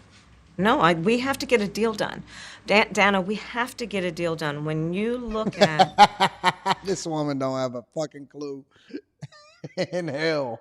the significance of this to the families, to the people who are living in that region, a deal is not only the right thing to do to end this war, but will unlock so much of what must happen next. I remain committed since I've been on October 8th to what we must do to work toward a two-state solution. Let me tell y'all something, bro. I'm trying to figure out where the money is. That's where I'm trying to figure. And why do I say where I'm trying to figure out where the money is?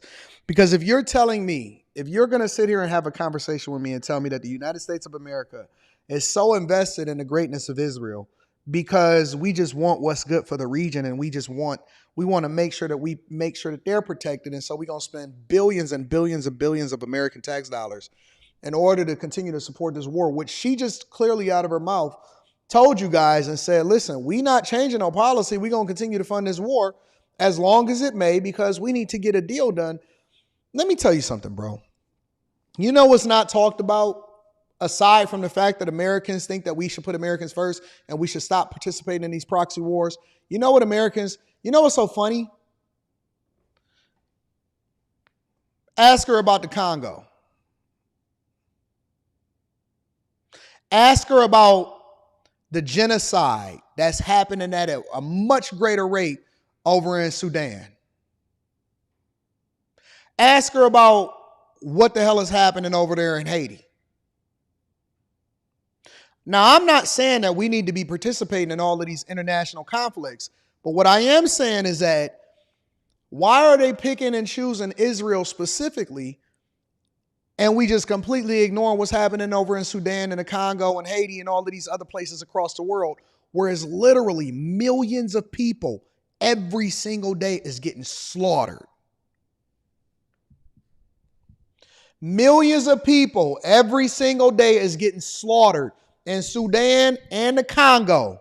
The Congo been a massacre ground for decades. Sudan, everybody is displaced and don't nobody care. Haiti, they burning bodies in the street.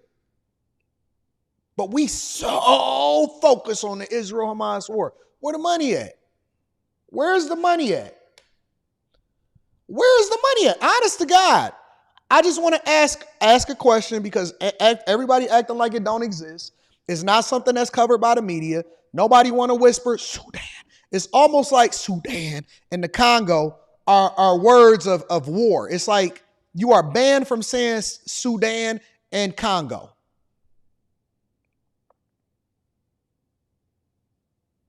That's all I want to ask. Why are we so concerned about what happens in Ukraine? Why are we so concerned about Zelensky? Why are we so concerned about Israel? Why are we so concerned about Iran? Why are we so concerned about all of these places? I know why we're concerned about Taiwan. They want to act like it's about the freedom of the American people. No, it's the semiconductor chip. It's a war that they having with China through Taiwan. Y'all better wake up, for real, for real. Y'all better wake up, because listen, all of this word salad that they giving you on this live stream is nonsense. Let's get into part 3. We got to get into part 3, but before we get into part 3, we got to read these super chats because I got to acknowledge the people that support the platform. Thank you to Marcus Young. I appreciate you, Marcus Young, for holding me down. All is appreciated. Marcus also says, hey, Unc, the Breakfast Club covered hard for her. Please do a breakdown of what they said about the interview and read the comments. I will. I'll get there. Not today, but I'm going to get there. Valdez Brown says, ACAs, shout out to the ACAs, and the HBCU grads are stupid. And I'm an alpha who graduated from the HBCU and I can't stand Roland Martin, my own frat bro, paperweight. Shout out to you. Turdberg Ferg says, morning, y'all. Happy Friday, AD. Sent you an email for the conferences yesterday at 4:33 p.m. Won't bother you anymore. Okay, I'm on it. Delta Fox says the border got shot down initially because it also had billions for Ukraine and Taiwan. What in the World TV is in the building says if she is elected and that BS $25,000 bill goes through, I'm getting into housing and adding $25,000 to my sale price She intoxicated as well. Y'all think she a drinker? Keyshawn Whittle. Shout out to Keyshawn White. I appreciate you. Tack Smith is in the building. Shout out to Tack. Tack says border bill was 118 billion, 60 billion Ukraine, 20 billion to Israel, 10 billion to Gaza, another 20 billion to the border, not to be used for new agents, but to process more immigrants is pure cap is what we need. Shout out to you with the stats. Spencer, I'm coming to you last. Scooby Don says, 80, don't forget the migrants that was being flown in. Yep, I know. A-Man01 says, AD, good morning. Have you heard about what happened in Fulton County, GA? Yep. You talking about the jail where they instructed the people to walk out and strike on the jail? I'm aware of it. Shout out to Joseph Francis says, I had to pull over for this. I met Trump and took a video with him. Funny story. He was super approachable. I bet you could set up an interview with Trump. I bet $100. I'm going to try. I'll reach out to him. No Lames TV says, she said illegal immigrants are not criminals in 2017. It's Jakester says, when she started flailing her hands, she's lying. Keyshawn White says, AD illegals just invaded a school bus. I'm going to get to all of it. Justin O says, Cam is the queen of word salad. Blockchain. Shout out to my blockchain people.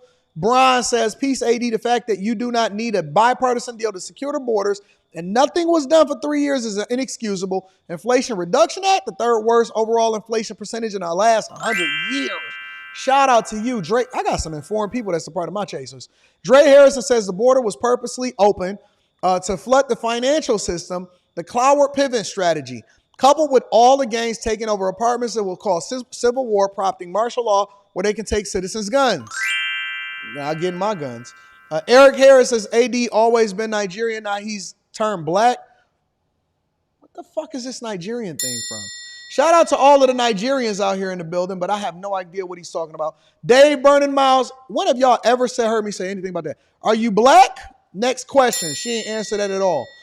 Tack Smith in the building says, so go do it then, Madam Vice President. Hardheads in the building says, next question is wild and they still gonna vote and they ain't got no love for you. Ask her about Hawaii. Nope, because she ain't gonna answer it anyway. What in the World TV says, I figured it out, sisters. So used to putting her race of hair in their heads, sisters now think she is a sis. If she doesn't curl, she ain't your, y'all, wow. She doesn't curl, she ain't your girl. LK says, spoke to my 70-year-old mom not to vote Dem for me and her grandchildren. She's still going to vote Dem because of Trump. Love moms, but the older people don't give a F about us. Nope, they don't. Smalltiple Ultima says, politicians are only going to support other countries to get good trades for resources and military alliances. Big Dog Old Town is in the building, says, why our boy Trump take the platinum plan off his agenda? This is disturbing. I don't know what you're talking about on that. Samuel Phillips says, why did it look like she was reading her notes while cheating on the test? I can't wait to talk to Michaela this afternoon. Make sure that y'all subscribe to the Anton Daniels channel. Derek Perry says, we send Israel money. They purchase our weapons. U.S. supported Israel historically to prevent World War II Holocaust. Shout out to you. My dog, Rich Friends, is in the building. Shout out to my rich friends. AD, do the people know the bill would have allowed 5K into the country before they locked down the border? That's 1.8 million in a year. They displacing y'all. They displacing the people, Spencer. Spencer, all they want to do is displace y'all and take y'all over and create an entirely new voter block, man. I'm telling you. Stockton CA says you're inspirational. 2024 is time for the people to be accountable and carry their own weight. Breakfast Club needs to have Thomas Sowell on. Now, you know they ain't going to have that. They had a problem with Vivek Ramaswamy and Candace Owens, man.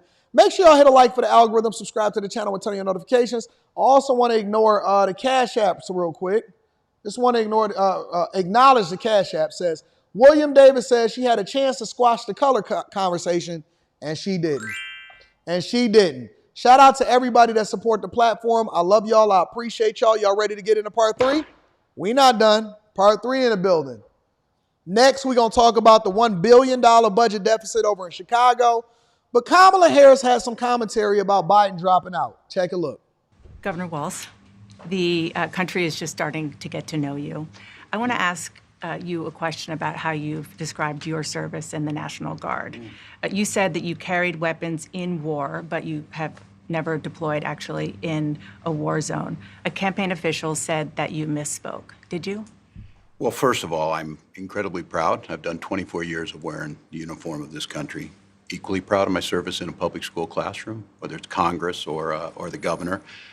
My record speaks for itself, but I think people are coming to get to know me. I speak like they do. I speak candidly. I wear my emotions on my sleeves, and I speak especially passionately about our children being shot in schools and around guns. So I think people know me. They know who I am. They know where my heart is. And again, my record has been out there for over 40 years to speak for itself.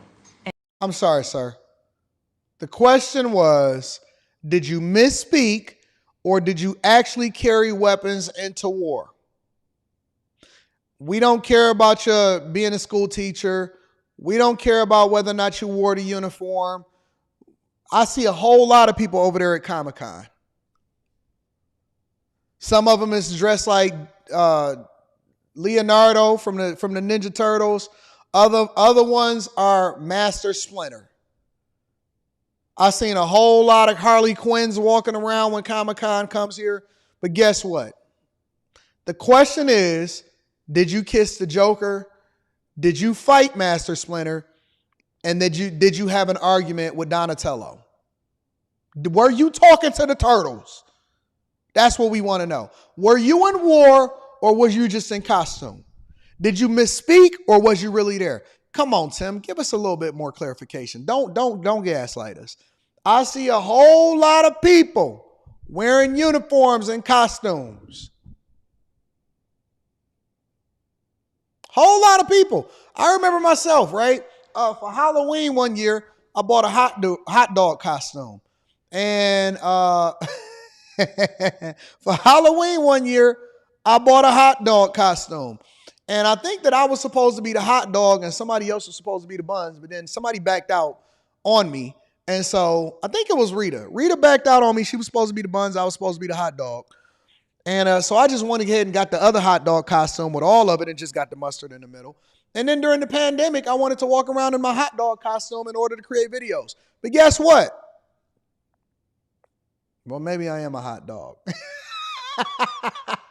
The point of the whole soliloquy that I'm having right now is answer the question. Did you misspeak and you said that you carried those guns in a war, or was it all cap? That's what we want to know, Tim. That's what we want to know, okay? And the idea that you said that you were in war. Yeah. Did you misspeak as the campaign has said? Yeah, I said we were talking about, in this case, this was after a school shooting, the ideas of carrying these weapons of war. And my wife, the English teacher, told me my grammar is not always correct. But again, if it's not this, it's an attack on my children for showing love for me, or it's an attack on my dog. I'm not going to do that. And the one thing I'll never do is I'll never demean another member's service in any way. I never have, and I never will. I just, one other question, because... Wait. Did he answer the question? Because I got a little confused on what he said. As the campaign has said? Yeah, I said we were talking about, in this case, this was after a school shooting. So you lied. Okay. The ideas of carrying these weapons of war. And my wife, the English teacher, told me my grammar is not always correct. But again, if it's not this, it's an attack on my children for showing love for me, or it's an attack on my dog. I'm not going to do that. And the one thing I'll never do is I'll never demean another member's service in any way. I never have, and I never will. I just, one other question, because again, this is all new. How does my service members feel about this? How does my service members feel about the fact that he just completely dodged that question and he didn't want to have no kind of smoke on that and he never answered the question? Why is he there? I mean, this was not, however many days ago, this was not on either of your bingo cards, especially yours. You had to clarify that you had said that you and your wife used IVF, but it turned out you used a different kind of fertility in order to have children. And then when you ran for Congress in 2006, your campaign repeatedly made false statements about a 1995 arrest for drunk and reckless driving. What do you say to voters who aren't sure whether they can take you at your word? Well, I've been very public. I think they can see my students come out. Wait a minute. Put some hold up in it. Are you telling me that he been on all of these campaign rallies and stumps saying this IVF story, and that's not really what the case was? Children. And then when you ran for Congress, and you and your wife used IVF, but it turned out you used a different kind of fertility in order to have children. And then when you ran for Congress in 2006, your campaign repeatedly made false statements about a 1995 arrest for drunk and reckless driving. What do you say to voters who aren't sure whether they can take you at your word? Well, I've been very public. I think they can see my students come out, former folks I've served with, and they vouch for me. I certainly own my mistakes when I make them. The one thing I'll tell you is I wished in this country wouldn't have to do this. I spoke about our infertility issues because it's hell, and families know this. And I spoke about the treatments that were available to us that had those beautiful children there. That's quite a contrast in folks that are trying to take those rights away from us. And so I think people know who I am. They know that record. They've seen that. I've taught thousands of students. I've been out there. And I won't apologize for speaking passionately, whether it's guns in schools or protecting of reproductive rights. The contrast could not be clearer between what we're running against. The Vice President's position on this has been clear. And I think most Americans get it if you've been through that. I don't think they're cutting hairs on IVF or IUI. I think what they're cutting hairs on is an abortion ban and the ability to be able to deny families the chance to have a beautiful child. But wait, you keep saying IVF and fertility treatments, and that's the thing that you stomp on a regular basis. What he basically says and he stomps on, and at every single campaign rally and every single speech that he does, he always does this IVF fertility treatment speech. In Minnesota, we respect our neighbors and their personal choices that they make. Even if we wouldn't make the same choice for ourselves, there's a golden rule. Mind your own damn business. Look, that includes IVF, and this gets personal for me and my family. When my wife and I decided to have children, we spent years going through infertility treatments. And I remember praying every night for a call for good news. The pit in my stomach when the phone rang, and the agony when we heard that the treatments hadn't worked. So it wasn't by chance that when we welcomed our daughter into the world, we named her Hope. Okay, great speech. So you saying that story was cap? Okay, well, what about this story right here? We also protected reproductive freedom because in Minnesota, we respect our neighbors and the personal choices they make.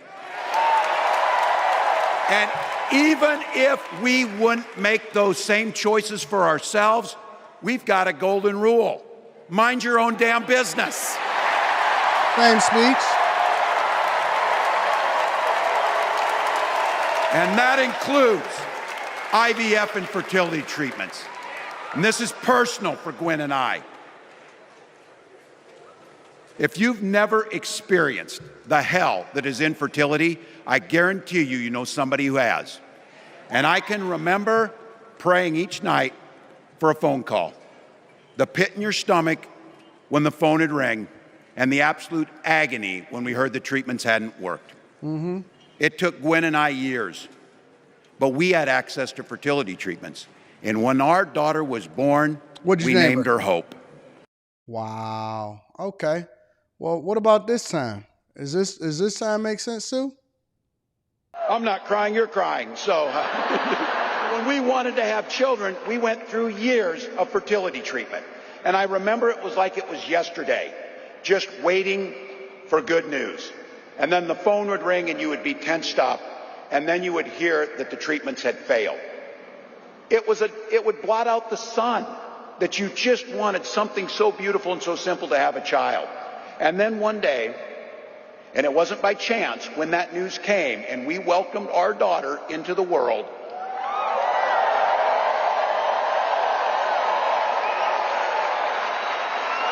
we named her Hope. Okay. Well, I think that's awesome. Fertility treatments, IVF, all of that. Tell us about it. You know,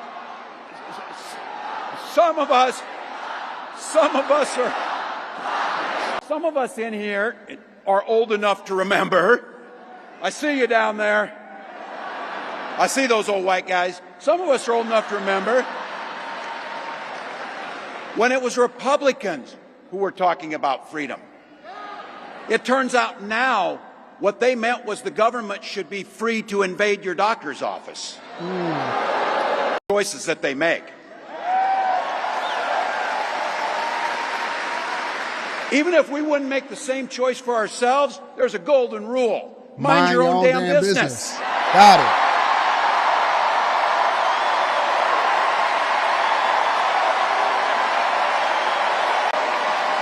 My heart chanting, mind your own damn business. And this gets personal for me and my family. When my wife and I decided to have children, we spent years going through infertility treatments. And I remember praying every night for a call for good news. The pit in my stomach when the phone rang, and the agony when we heard that the treatments hadn't worked.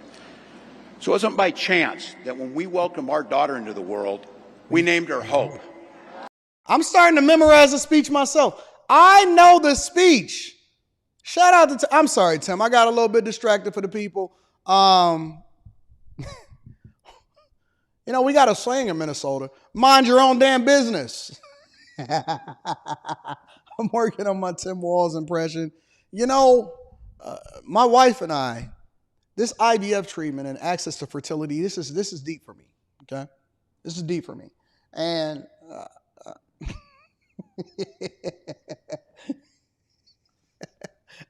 shout out to Hope. Shout out to Hope. Let me give a round of applause for Hope. All right, Tim, go ahead. You go ahead, do your word salad.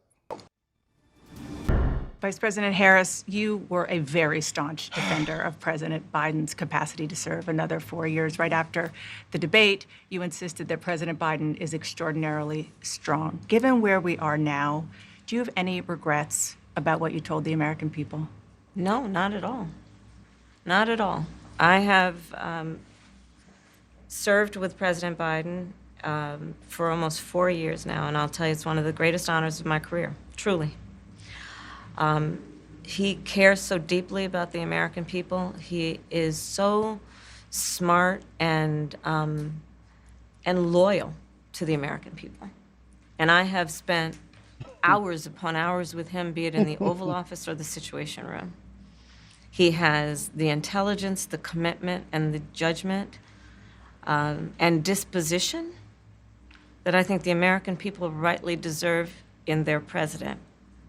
By contrast, the former president has none of that. And so, one, I am so proud to have served as vice president to Joe Biden.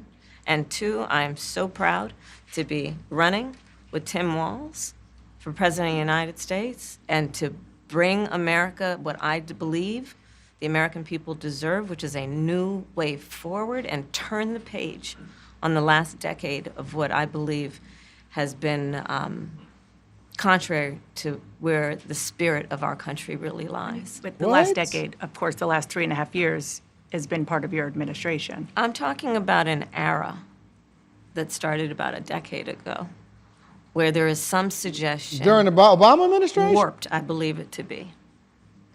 That y'all do realize that Democrats have controlled the president of the United States and the White House over the last 12 of the last 16 years.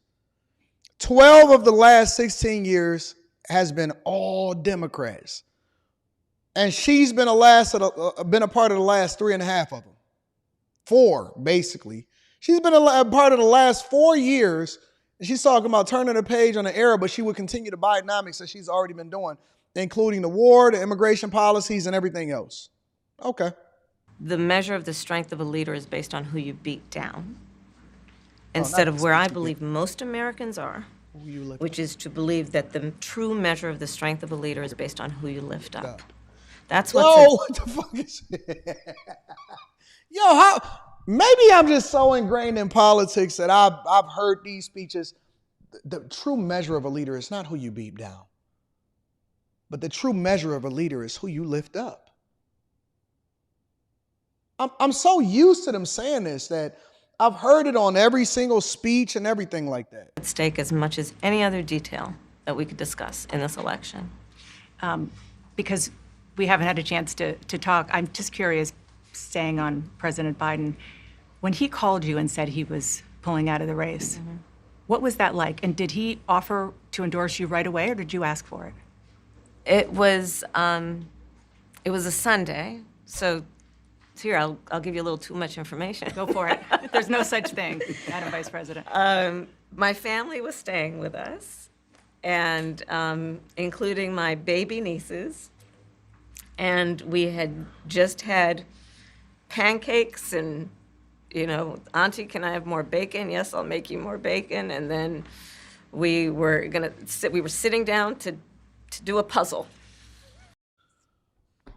Jesus Christ, this is so agonizing. Y'all believe this? No, I'm just asking. I'm just taking a poll. Believable or not believable? So, middle of a campaign, Biden supposedly got COVID. Everything is in shambles. Everybody running around. Trump is doing interviews, laughing at y'all. You on the campaign trail. Remember, at this time, they supposedly was negotiating for hostages over in Russia because they had to bring Paul Whelan home. So they was making sure that they was getting that popping off too. So that was all being negotiated. But you were sitting on a day. Sun's outside. Nieces is visiting. Hey, Auntie, can I have some more bacon and pancakes? Yeah. Hey, guys, we're going to sit down and do a puzzle next. Yay!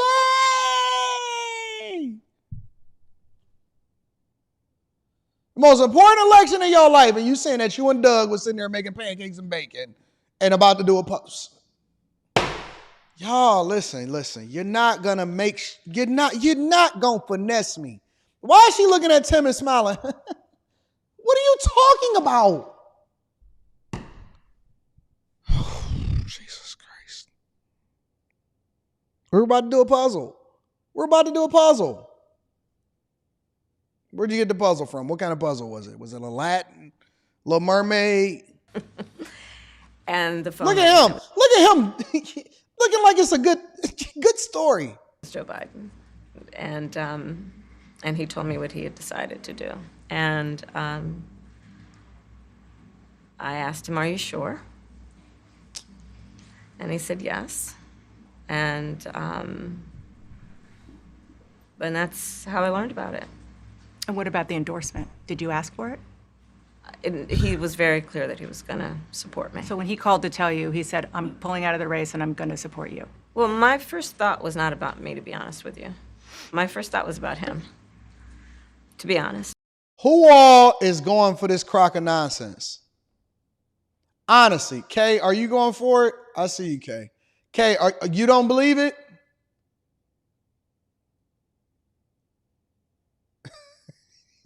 TM, you don't believe it? Joe can't even use the phone? You don't believe any of this story?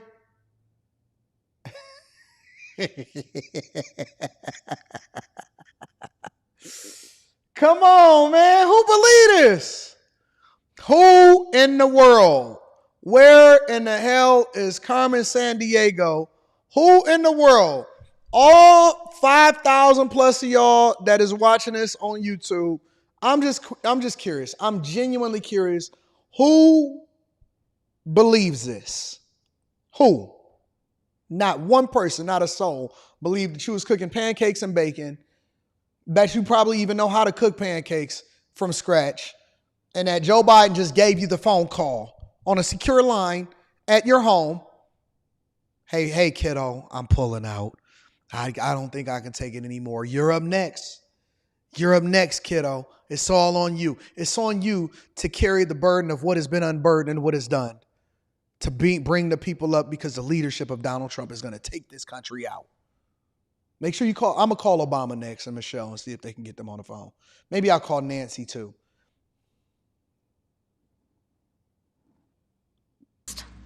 I think history is going to show a number of things about Joe Biden's presidency. I think history is going to show that in so many ways it was transformative, be it on what we have accomplished around finally investing in America's infrastructure, investing in new economies, in new industries, what we have done to bring our allies back together and have confidence in who we are as America and grow that alliance, what we have done to stand true to our principles, including one of the most important international rules and norms, which is the importance of sovereignty and territorial integrity. And I think history is going to show not only has Joe Biden led an administration that has achieved those extraordinary successes, but the character of the man is one that he has been in his life and career, including as a president, quite selfless and puts the American people first. I just have to ask you both about two standout moments, aside, of course, from... This is making me mad. I'm getting a bad attitude. My spirit is bothered right now. The addresses that you both gave, but standout moments that were perhaps unexpected during the convention. You mentioned one of them, Governor. A moment that you shared, that the world shared with your son, Gus. You were speaking, the camera caught him, so incredibly proud of you, so emotional, saying, "That's my dad." Yeah, I don't know as a father I could have ever imagined that. I'm grateful for so many reasons to be on this ticket, but that moment, to understand what was really important, to have my son feel a sense of pride in me, that I was trying to do the right thing. And it was, you try and protect your kids, it brings notoriety and things, but it was just such a visceral, emotional moment that I'm grateful I got to experience it, and I'm so proud of him. I'm proud of him, I'm proud of Hope, I'm proud of Gwen. She's a wonderful mother, and these are great kids. And I think the one thing is, talking about the era we're in, is our politics can be better. It can be different. We can show some of these things, and we can have families involved in this. And I hope that there was I hope people felt that out there, and I hope they hug their kids a little tighter, because you just never know, and life can be kind of hard. And last question, Madam Vice President, the photograph that has gone viral. You were speaking, one of your grandnieces that you were just talking about was watching you accept the nomination. You didn't explicitly talk about gender or race in your speech, but it obviously means a lot to a lot of people, and that viral picture really says it. What does it mean to you? I am running because I believe that I am the best person to do this job at this moment, for all Americans, regardless of race and gender. But I did see that photograph, and I was deeply touched by it. And you're right, it's the back of her head, her two little braids, and then I'm in the front of the photograph, obviously speaking. And it's very humbling. It's very humbling. This makes me want to throw up in my mouth. Makes me want to throw up. Makes me want to throw up in my mouth. Let me read some of these super chats. I'm so broken. I'm so broken. I am absolutely torn. Don't worry about it. We got more show for y'all. It's going to be an incredible show. So we got some more things to cover. But before we cover it, we got to acknowledge the people that support the platform. So I want to acknowledge the super chats, and I definitely want to make sure that I acknowledge the Cash App.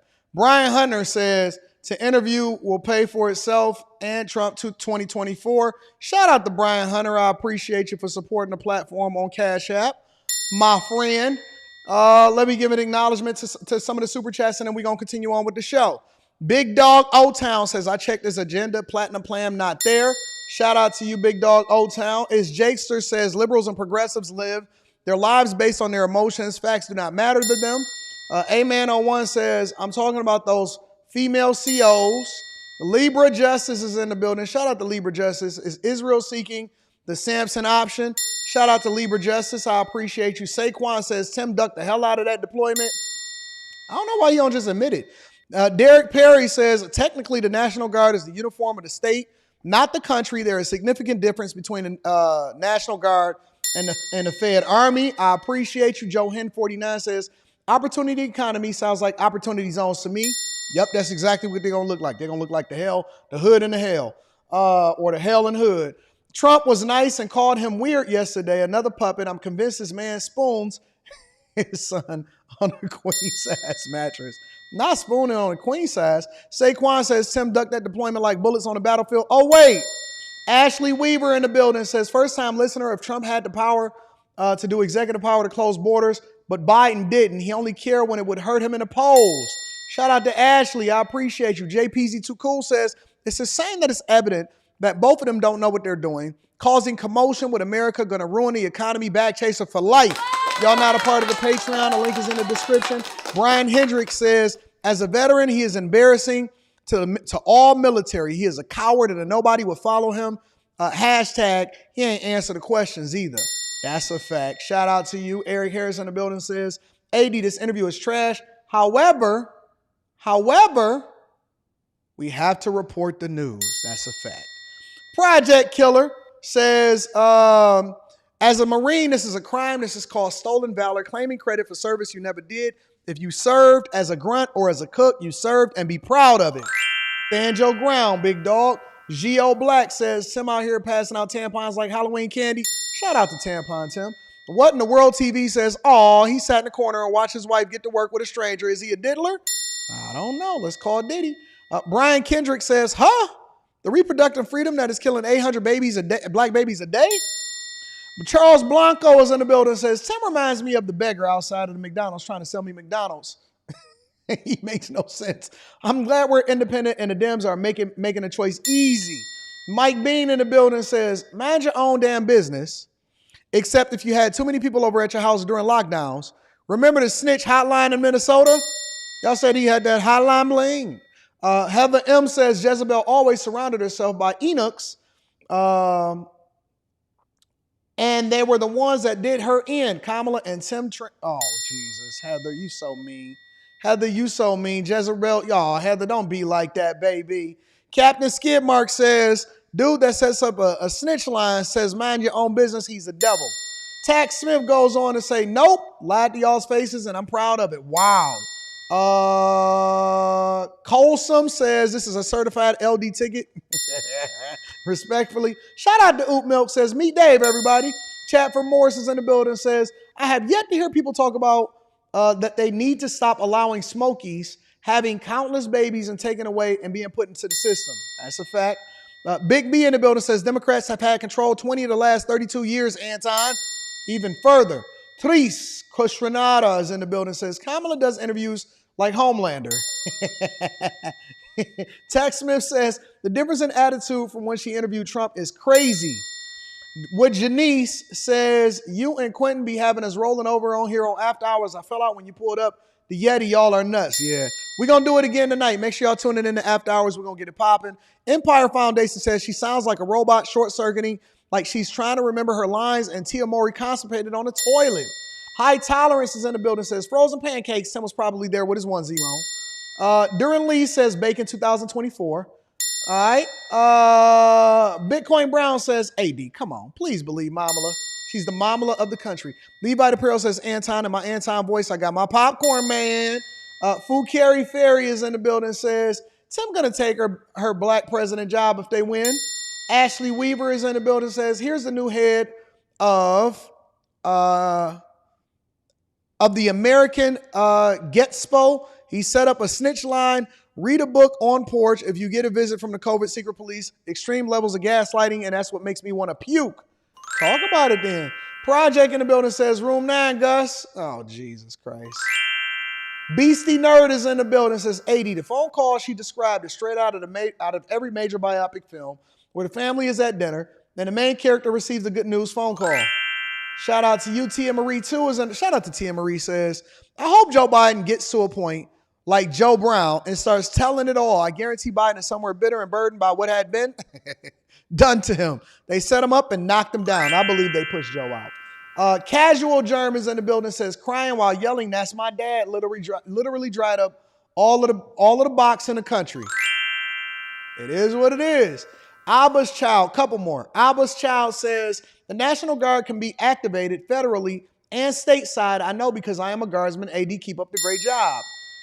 Pack is in the building, says, Kamala's body language is telling other lying.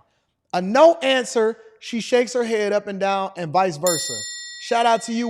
West B Plan says, convinced Tim might only be there as a Kamala AA sponsor. Oh, so you saying that he's keeping her sober? Make sure y'all hit a like for the algorithm, subscribe to the channel, and turn on your notifications. All right, we got to get into the next segment of the show. This bothered me. Shout out to my dog, Chris James. Chris James, I'm gonna read that super chat shortly. This bothered me, and I don't want to spend any more. You know my signature line. I don't want to spend any more than 10 minutes on this new subject. You know what I'm saying? But we got to get to it. Chicago.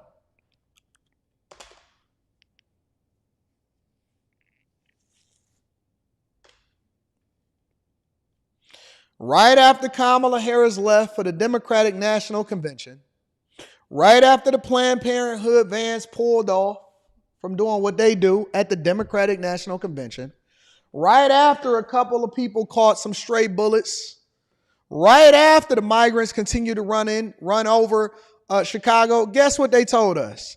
Guess what Brandon Johnson told us yesterday? I couldn't believe it. The news reports started coming out. I talked about it on X. I talked about it on Instagram. I talked about it on TikTok.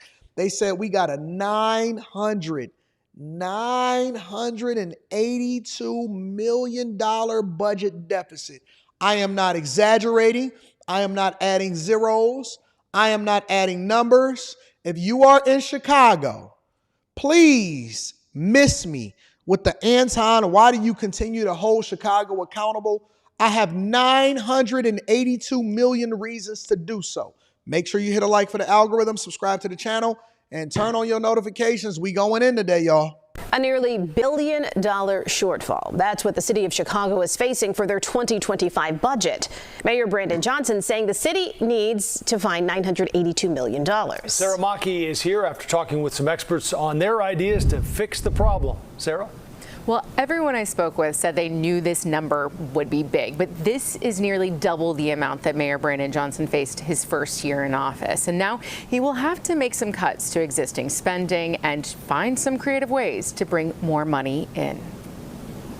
The number was actually lower than what I anticipated. Chair of the Budget Committee, Alderman You Jason expected Irvin more? says he'd like to see the mayor start with spending cuts, though acknowledging they need to find some new streams of revenue. Now our economy has shifted to goods and services, and in other states still they tax such services such as dry cleaning and things of that nature. So wait. Captain Microphone here. Captain Microphone here. Are you telling me that y'all's solution is not to actually address the issues that y'all have? Not to actually address the issues that y'all have, but to tax people more? Now you want to start taxing more taxes on dry cleaning services? Are you telling me that the goal, y'all have a 900, do y'all know that this school teacher, Brandon Johnson, the school teacher, has been in office for less than a year? Less than a year. He hasn't even been in office for a full year. And they have $1 billion. That's what they told us. Listen, when I was in school and I was a C student, but I'm going to give you what they told me the solution was, because I love math. They say, listen, if it's 5 or above, you got to round up, right? And I said, well, what do you want to round up? To the nearest 10th, 100th? You know, what are we rounding up? Just round it all up. When you get a number as big as $982 million, that's what Ms. Brenner told us. When you get a number as big as $982 million, you got to round up to $1 billion. $1 billion budget deficit, less than a year in the office, in one fiscal year. $1 billion.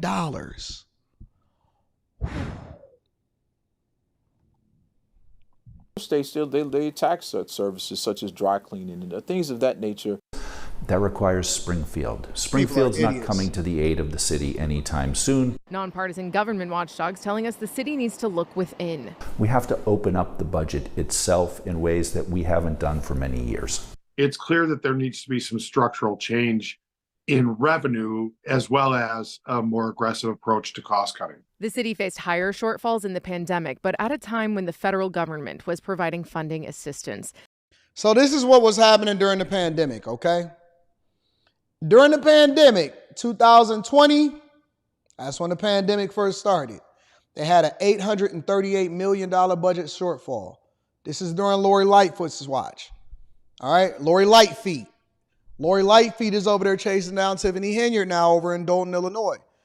Lori Lightfoot said, we gonna have $838 million in 2020, 2021. This is when they was begging the federal government. They didn't mind about a budget deficit because they said that Biden is gonna give it to us and we're gonna be taken care of. 2021, $1.2 billion. Now, conversely, Chicago is literally the biggest Midwestern city. Over in Detroit, we had actually surpluses. We have a surplus. Shout out to Mayor Mike Duggan and our city council running it up over here. We have a surplus over here in Detroit. We're hiring more police officers. We're adding more city services. We're building more.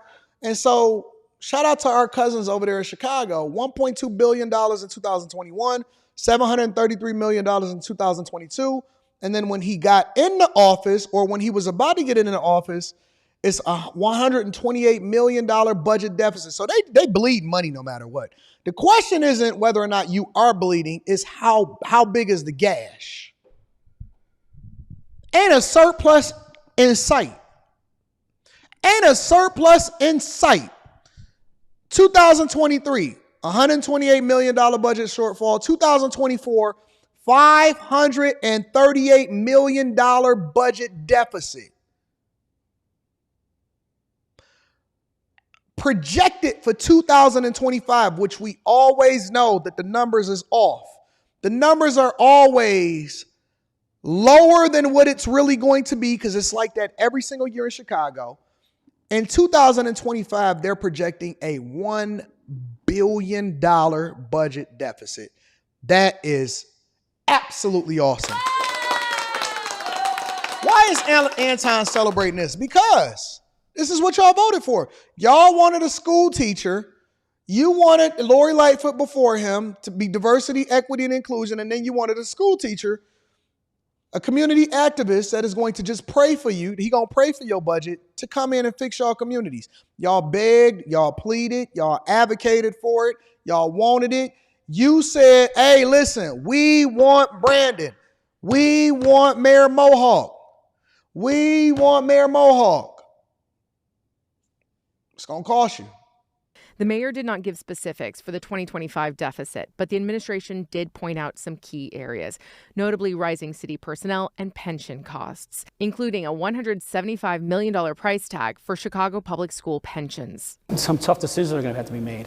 I know that we can take a look at efficiencies, slowing down the hiring, making some cuts to personnel. At least one government spending advocate suggesting Johnson has the chance to leverage his own union background and ask union leaders to find cost-cutting measures within their own memberships. That gives him standing like no other mayor that we have seen in our lifetime to be a convener of labor. Another big revenue question. Will the mayor increase residential property taxes? Yes. Well, he hasn't taken that off the table. Johnson will likely present his 2025 spending plan to City Council in mid-October, with an approved budget required by the end of the year. And this is the part that they're not going to tell you, but I'll get there. Don't worry about it. Let me give you another example and another source to just make sure that we're covering all bases. And I'm going to really tell you what the budget deficit is really from. Shout out to all of my migrants over there in Chicago. We gonna get there. It's video gaming, whether it's sales tax on services, whether it's looking at our enterprise zone parameters, whether it's into declaring additional TIF surplus. Everything is on the table. Chicago's facing a new round of money troubles. This time it's looking at a roughly $982 million budget deficit for next year. The major shortfall creating concerns for property owners. WGN's Dana Rebick joins us live with reaction. Dana. Well, this is big sticker shock for Chicago residents hearing about this budget shortfall. Today, it is nearly double what last year's fiscal year projections were, and residents now concerned about how the city will need to close the gap. I hope for the best, but I prepare for the worst. That's really basically all you can do.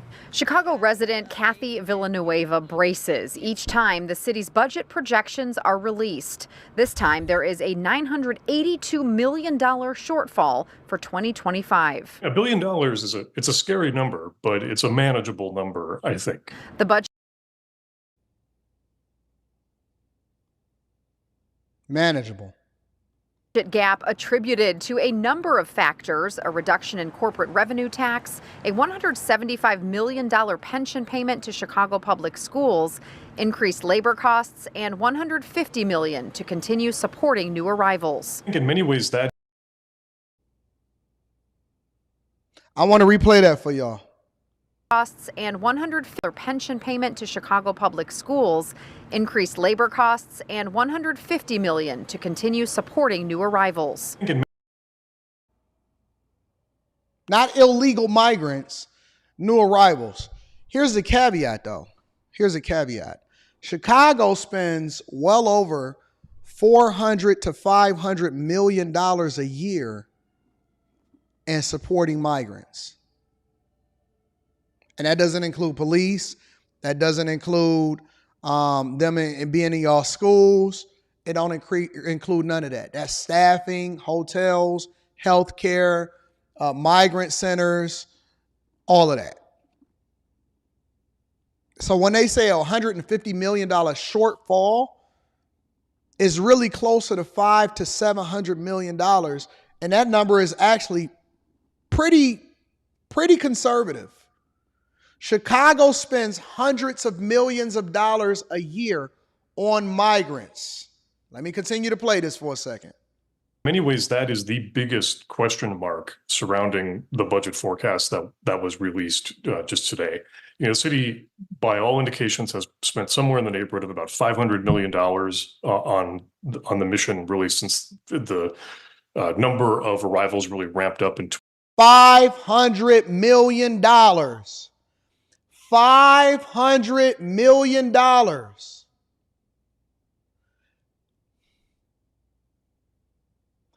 $500 million. You want to know where that's going? Don't worry about it. I'll show it to you. I'll show it to you. Give me a second. Check this out. Because this don't even have nothing to do with housing. This is just a conservative estimate of some of the money that's being spent on migrants. Okay? You ready? Here we go. Healthcare staffing. Now, this is according to the IllinoisPolicy.org. Chicago spending on migrants.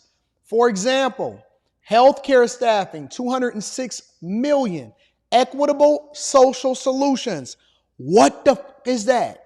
$45 million. Open kitchens, $23 million. They saying as of March, and now we all the way in August going into September, nearly 37,000 migrants, 11,000 was living in shelters. They've spent well over $500 million on migrants in Chicago and counting and waiting for new arrivals. If I'm a Chicagoan, I'm pissed. If I'm a Chicagoan, I am absolutely pissed. You know why? Because they're going to tax y'all more. Don't worry, I've been taking notes. They're going to tax y'all more. And one of the ways that they're going to tax y'all more, not only on goods and services. Remember when Kamala Harris said, oh, listen, we need to make sure that we control price gouging. They're going to tax y'all more on goods and services, right? And then more importantly, here's the worst part about it. Your property taxes is going to go up. You know how Cook County and some people have reported an over 86% increase in their property taxes? Chicago has some of the most egregious property taxes that I've ever seen, especially in the Midwest. And don't run, don't move, don't pass go, don't collect $200, don't put your house up for sale, don't rent it, don't do nothing. You stay right there. Crime out of control. Police officers is down. Budgets is messed up. Migrants is coming in. Brandon Johnson, a school teacher. Don't worry about it. He's going to call the archdiocese. Because we don't want to obfuscate. And we're going to call the archdiocese. We're going to call the community leaders.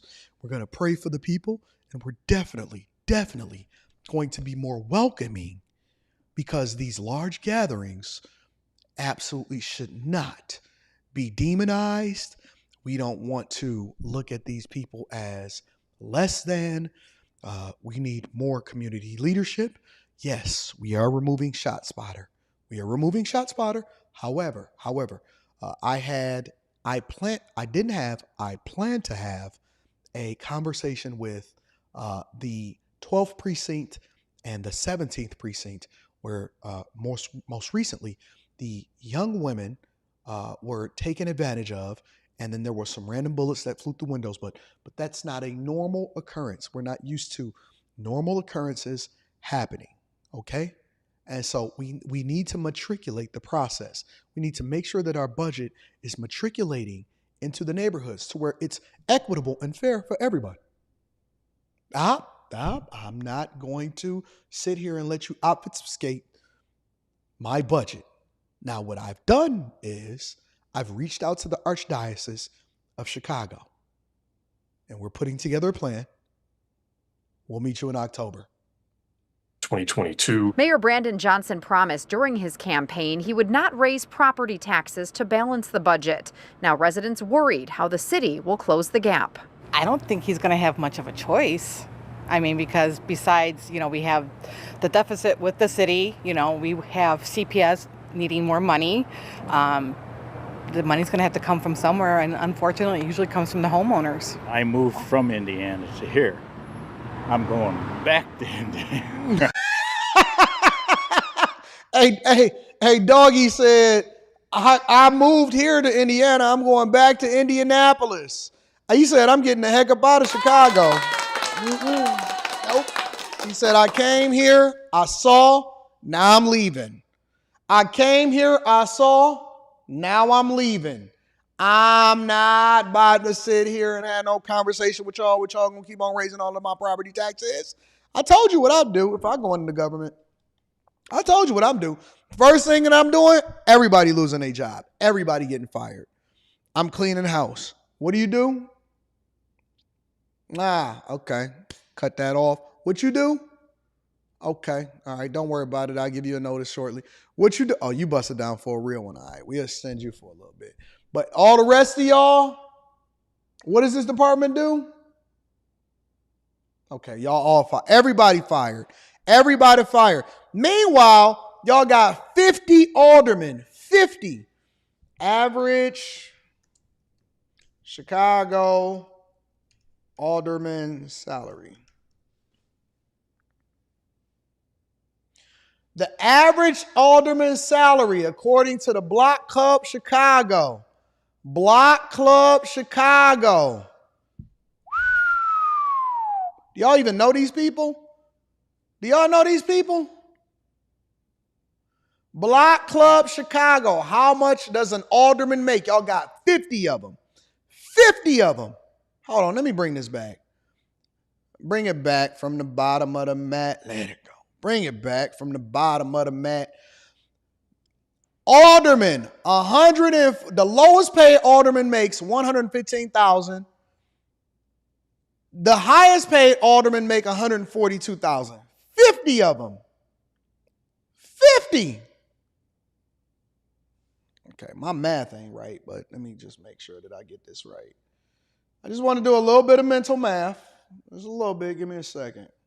We're going to just round it off. We're going to say 130. We're going to say 130 is the average alderman salary.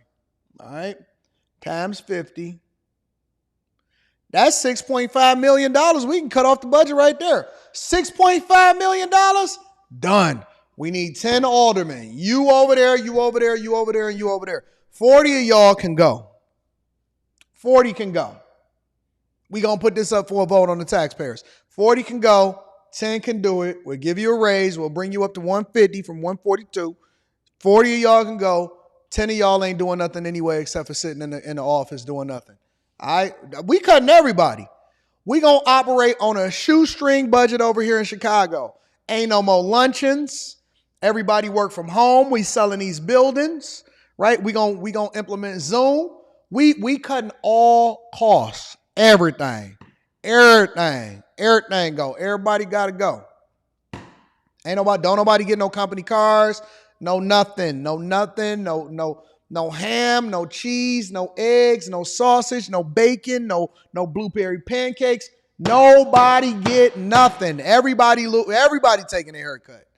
We're not just gonna keep on taxing people to death. That's the way I believe it. That's the way I look at it. Let me read some of these super chats, and then we're gonna get shout out to my rich friends in the building. Chris James says, I'm just here for all of the jokes. You know we gonna give you some entertainment, Chris. Thank you, Chris. And thank you for always holding me down, big bro. Courtney Smith says, so we ready to admit that the Harris Walls is a throwaway campaign? Ain't no way in the world I don't believe that they can win. Ain't no way in the world you're going to convince me that they can win. So Ray says, hey, Anton, I'm going to need some guidance. I've been a stay-at-home mom for a while. I'm ready to make an income for myself. What skills should I develop? Well, it depends on what you want to do. So do you want to be a stay-at-home mom continuously? Because if you've been a stay-at-home mom, I'm assuming that at some point your kids are going to become school age, so where they're going to school full time. So honestly, I think that the best thing that you can do is to go into nursing. That's what I would do. It's the quickest path for you to start generating a lot of revenue, and the schooling is not that long. You're going to have to dedicate yourself. I would go into nursing. If I'm not going into nursing, I would go into cybersecurity. That's always going to be a good pathway to success. But I would definitely probably go into nursing. I would look into nursing more than anything. Cybersecurity is a good pathway too. Being a software engineer, that's cool. But cybersecurity, I think, is more secure. Anything cloud related is awesome. So the tech field is always going to be cyclical though, but I think that nursing will always be stable. So that's what I would do. Shout out to Saray. I appreciate you. Chris Mayberry in the building. Shout out to Chris. Chris says, on behalf of the youngsters, we thank you for having our mom's fine friend back tonight. Oh, y'all talking about Miss Carrie? Duran Lee says, Kamala and Tim dodging questions like Neo from The Matrix. Sister, shout out to my girl, sister. Said, good, Mr. AB, good morning. Invitations for all of those celebs and rich speakers at the DNC in Chicago. Why didn't they pass out the collection plate? Chris J in the building says, it'll pay for itself. It'll pay for itself. We're not going to worry about it. Charles Blanco says, start charging people for large gatherings. Mama Joe's is in the building, says those homeowners will pay the price. Jake Smooth Production in the building says, AD, would you do a show on Jackson, Mississippi and how corrupt the city is? Is Jackson corrupt? I got to do some research. Jackson, Mississippi.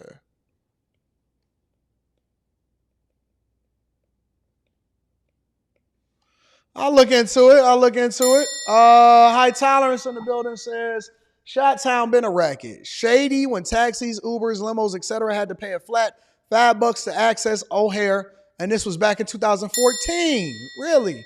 Lone Wolf Annie is in the building, says Air Force veteran here. Veterans do not claim all veterans. Some are complete douchebags and unworthy of the title. Talk to them. Ken J in the building says, hidden in those millions, Brandon is getting rich. You think so? Mr. AD, he's going back. He's going back? Okay, sister. Anthony Boom says, get the likes up for the rest of the morning show, the USA. Shout out to my people. Make sure I hit a like for the algorithm, subscribe to the channel, and turn up your notifications. A7 Keys says, continuing to get them likes up, y'all. Come on. Get the likes up. Get the like. The likes is still anemic. I believe that the likes is a little bit anemic, but don't worry about it. We're going to get to it. Final portion of the show, we got to address this migrant crisis. We got to address the migrant crisis, y'all. I remember at one point, I only want to spend 10 minutes on this. I remember at one point that we were tackling the migrant crisis every day. We didn't miss every day for about 9 months straight. 9 months straight, it was migrant crisis, migrant crisis, migrant crisis. This is what's happening in Chicago. This is what's happening in New York. Hey, migrants beat up the police officers. Migrants tried to shoot some police officers. Migrant. I believe people became tone deaf to the migrant crisis. But The migrants didn't get tone deaf to taking over Denver apartments. Make sure y'all hit a like for the algorithm, subscribe to the channel, and turn on your notifications. Let me give you a little bit of a summary of what's happening in these migrant streets, man.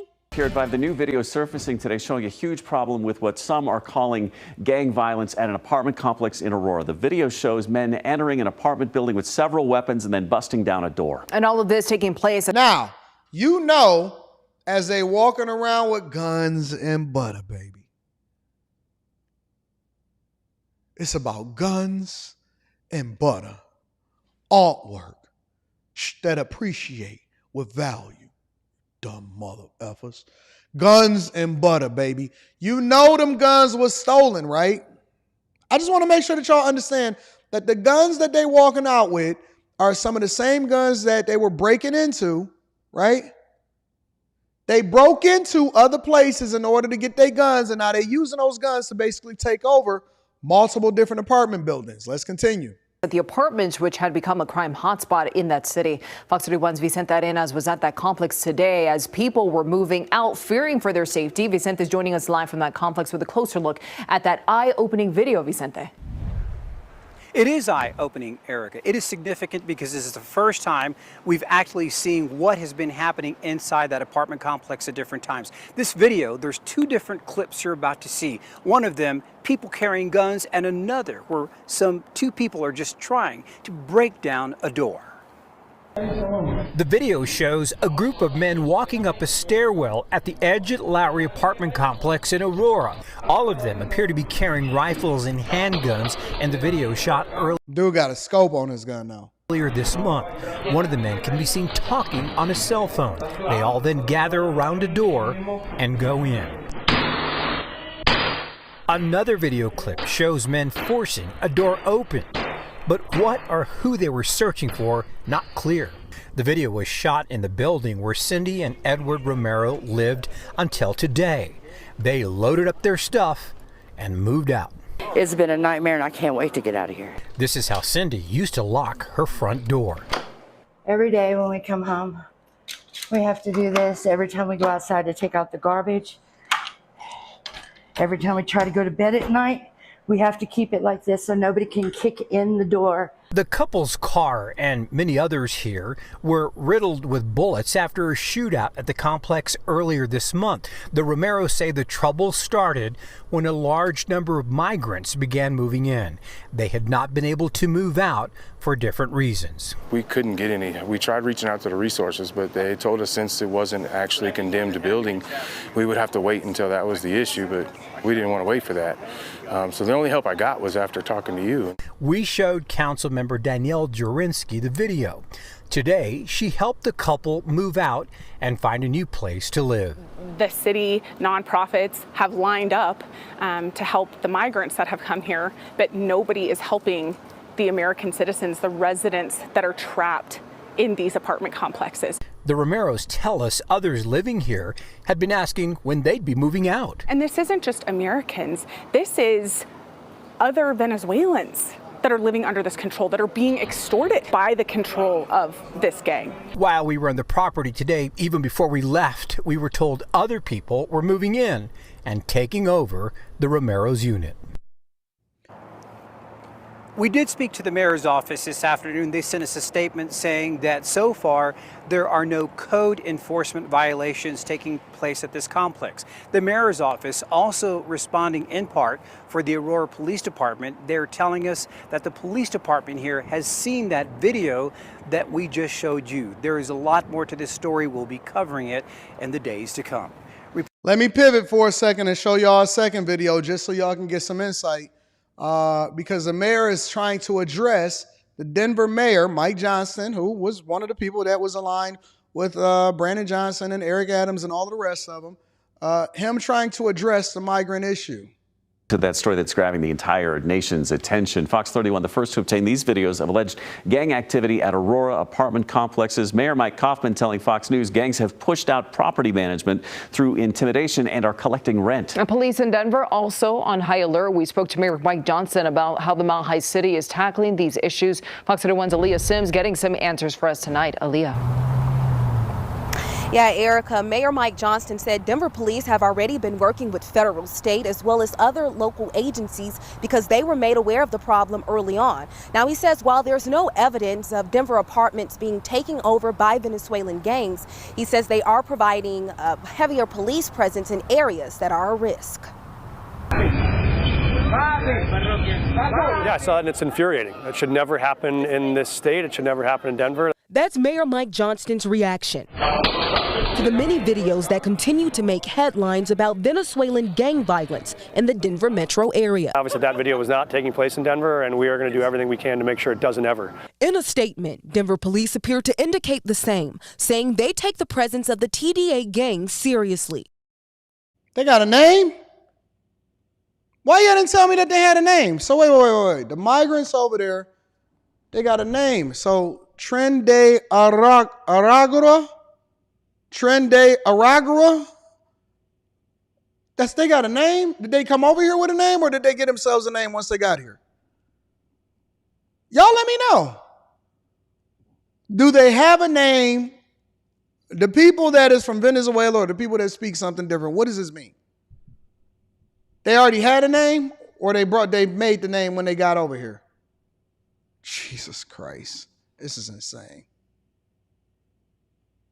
While DPD says they believe there are reasons members of the gang are tied to crimes in the area, the department says they are not aware of any apartments being taken over by the group within the metro area. We're not tolerating that in Denver. We don't see any evidence of that in Denver. I find it very hard to believe that has not gone into the city limits of Denver. It has. Maybe they don't have enough intel yet to specifically say that they can tie that to the TDA gang. James Albee, law enforcement procedural expert, says he believes city leaders are downplaying the seriousness of the problem. They're trying to mitigate some of the fear and concerns that the community may end up having over this gang that I think is growing more and more every day. He says the problem has already been identified, specifically in Aurora, and there should be more focus on how to address it. There is a growing criminal element in Aurora that they can't deny. And I think, again, that's why they've got that task force involved in this, to try to gather intel and to kind of put the pieces of the puzzle together. So Trump was right. Trump was right. And you can tell that these is different floors because some of the other doors was white doors and then other doors was red and white doors. So these are on all of the different floors. Trump was right. At the end of the day, when everybody was like, oh no, they ain't emptying out the prisons. Now you got the evidence of it. Trump was absolutely right. This is wild. This is crazy that this is really happening in a major city in the United States of America. It's not even happening in like way out in the burbs somewhere or whatever. This is the middle of the country in the United States of America. This is taking place. This is crazy. You got women with fupas and sandals, dudes with guns that broke into the gun store. First thing that they did was they went and cased out the gun store and they went and broke in the gun store. Jesus Christ, man. Are y'all ashamed of yourselves yet? Are y'all happy with the results that y'all getting?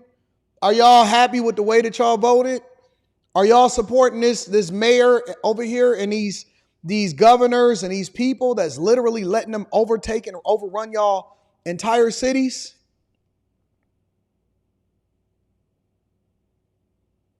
I'm deploying every resource that I got. I'm shutting everything down.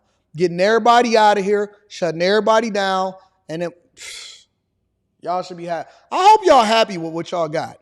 I hope y'all happy with yourselves, but this is what you get when you continue to vote the way that you're voting and moving the way that you're moving. Let me read a couple of more super chats and I'll get y'all up out of here for the day.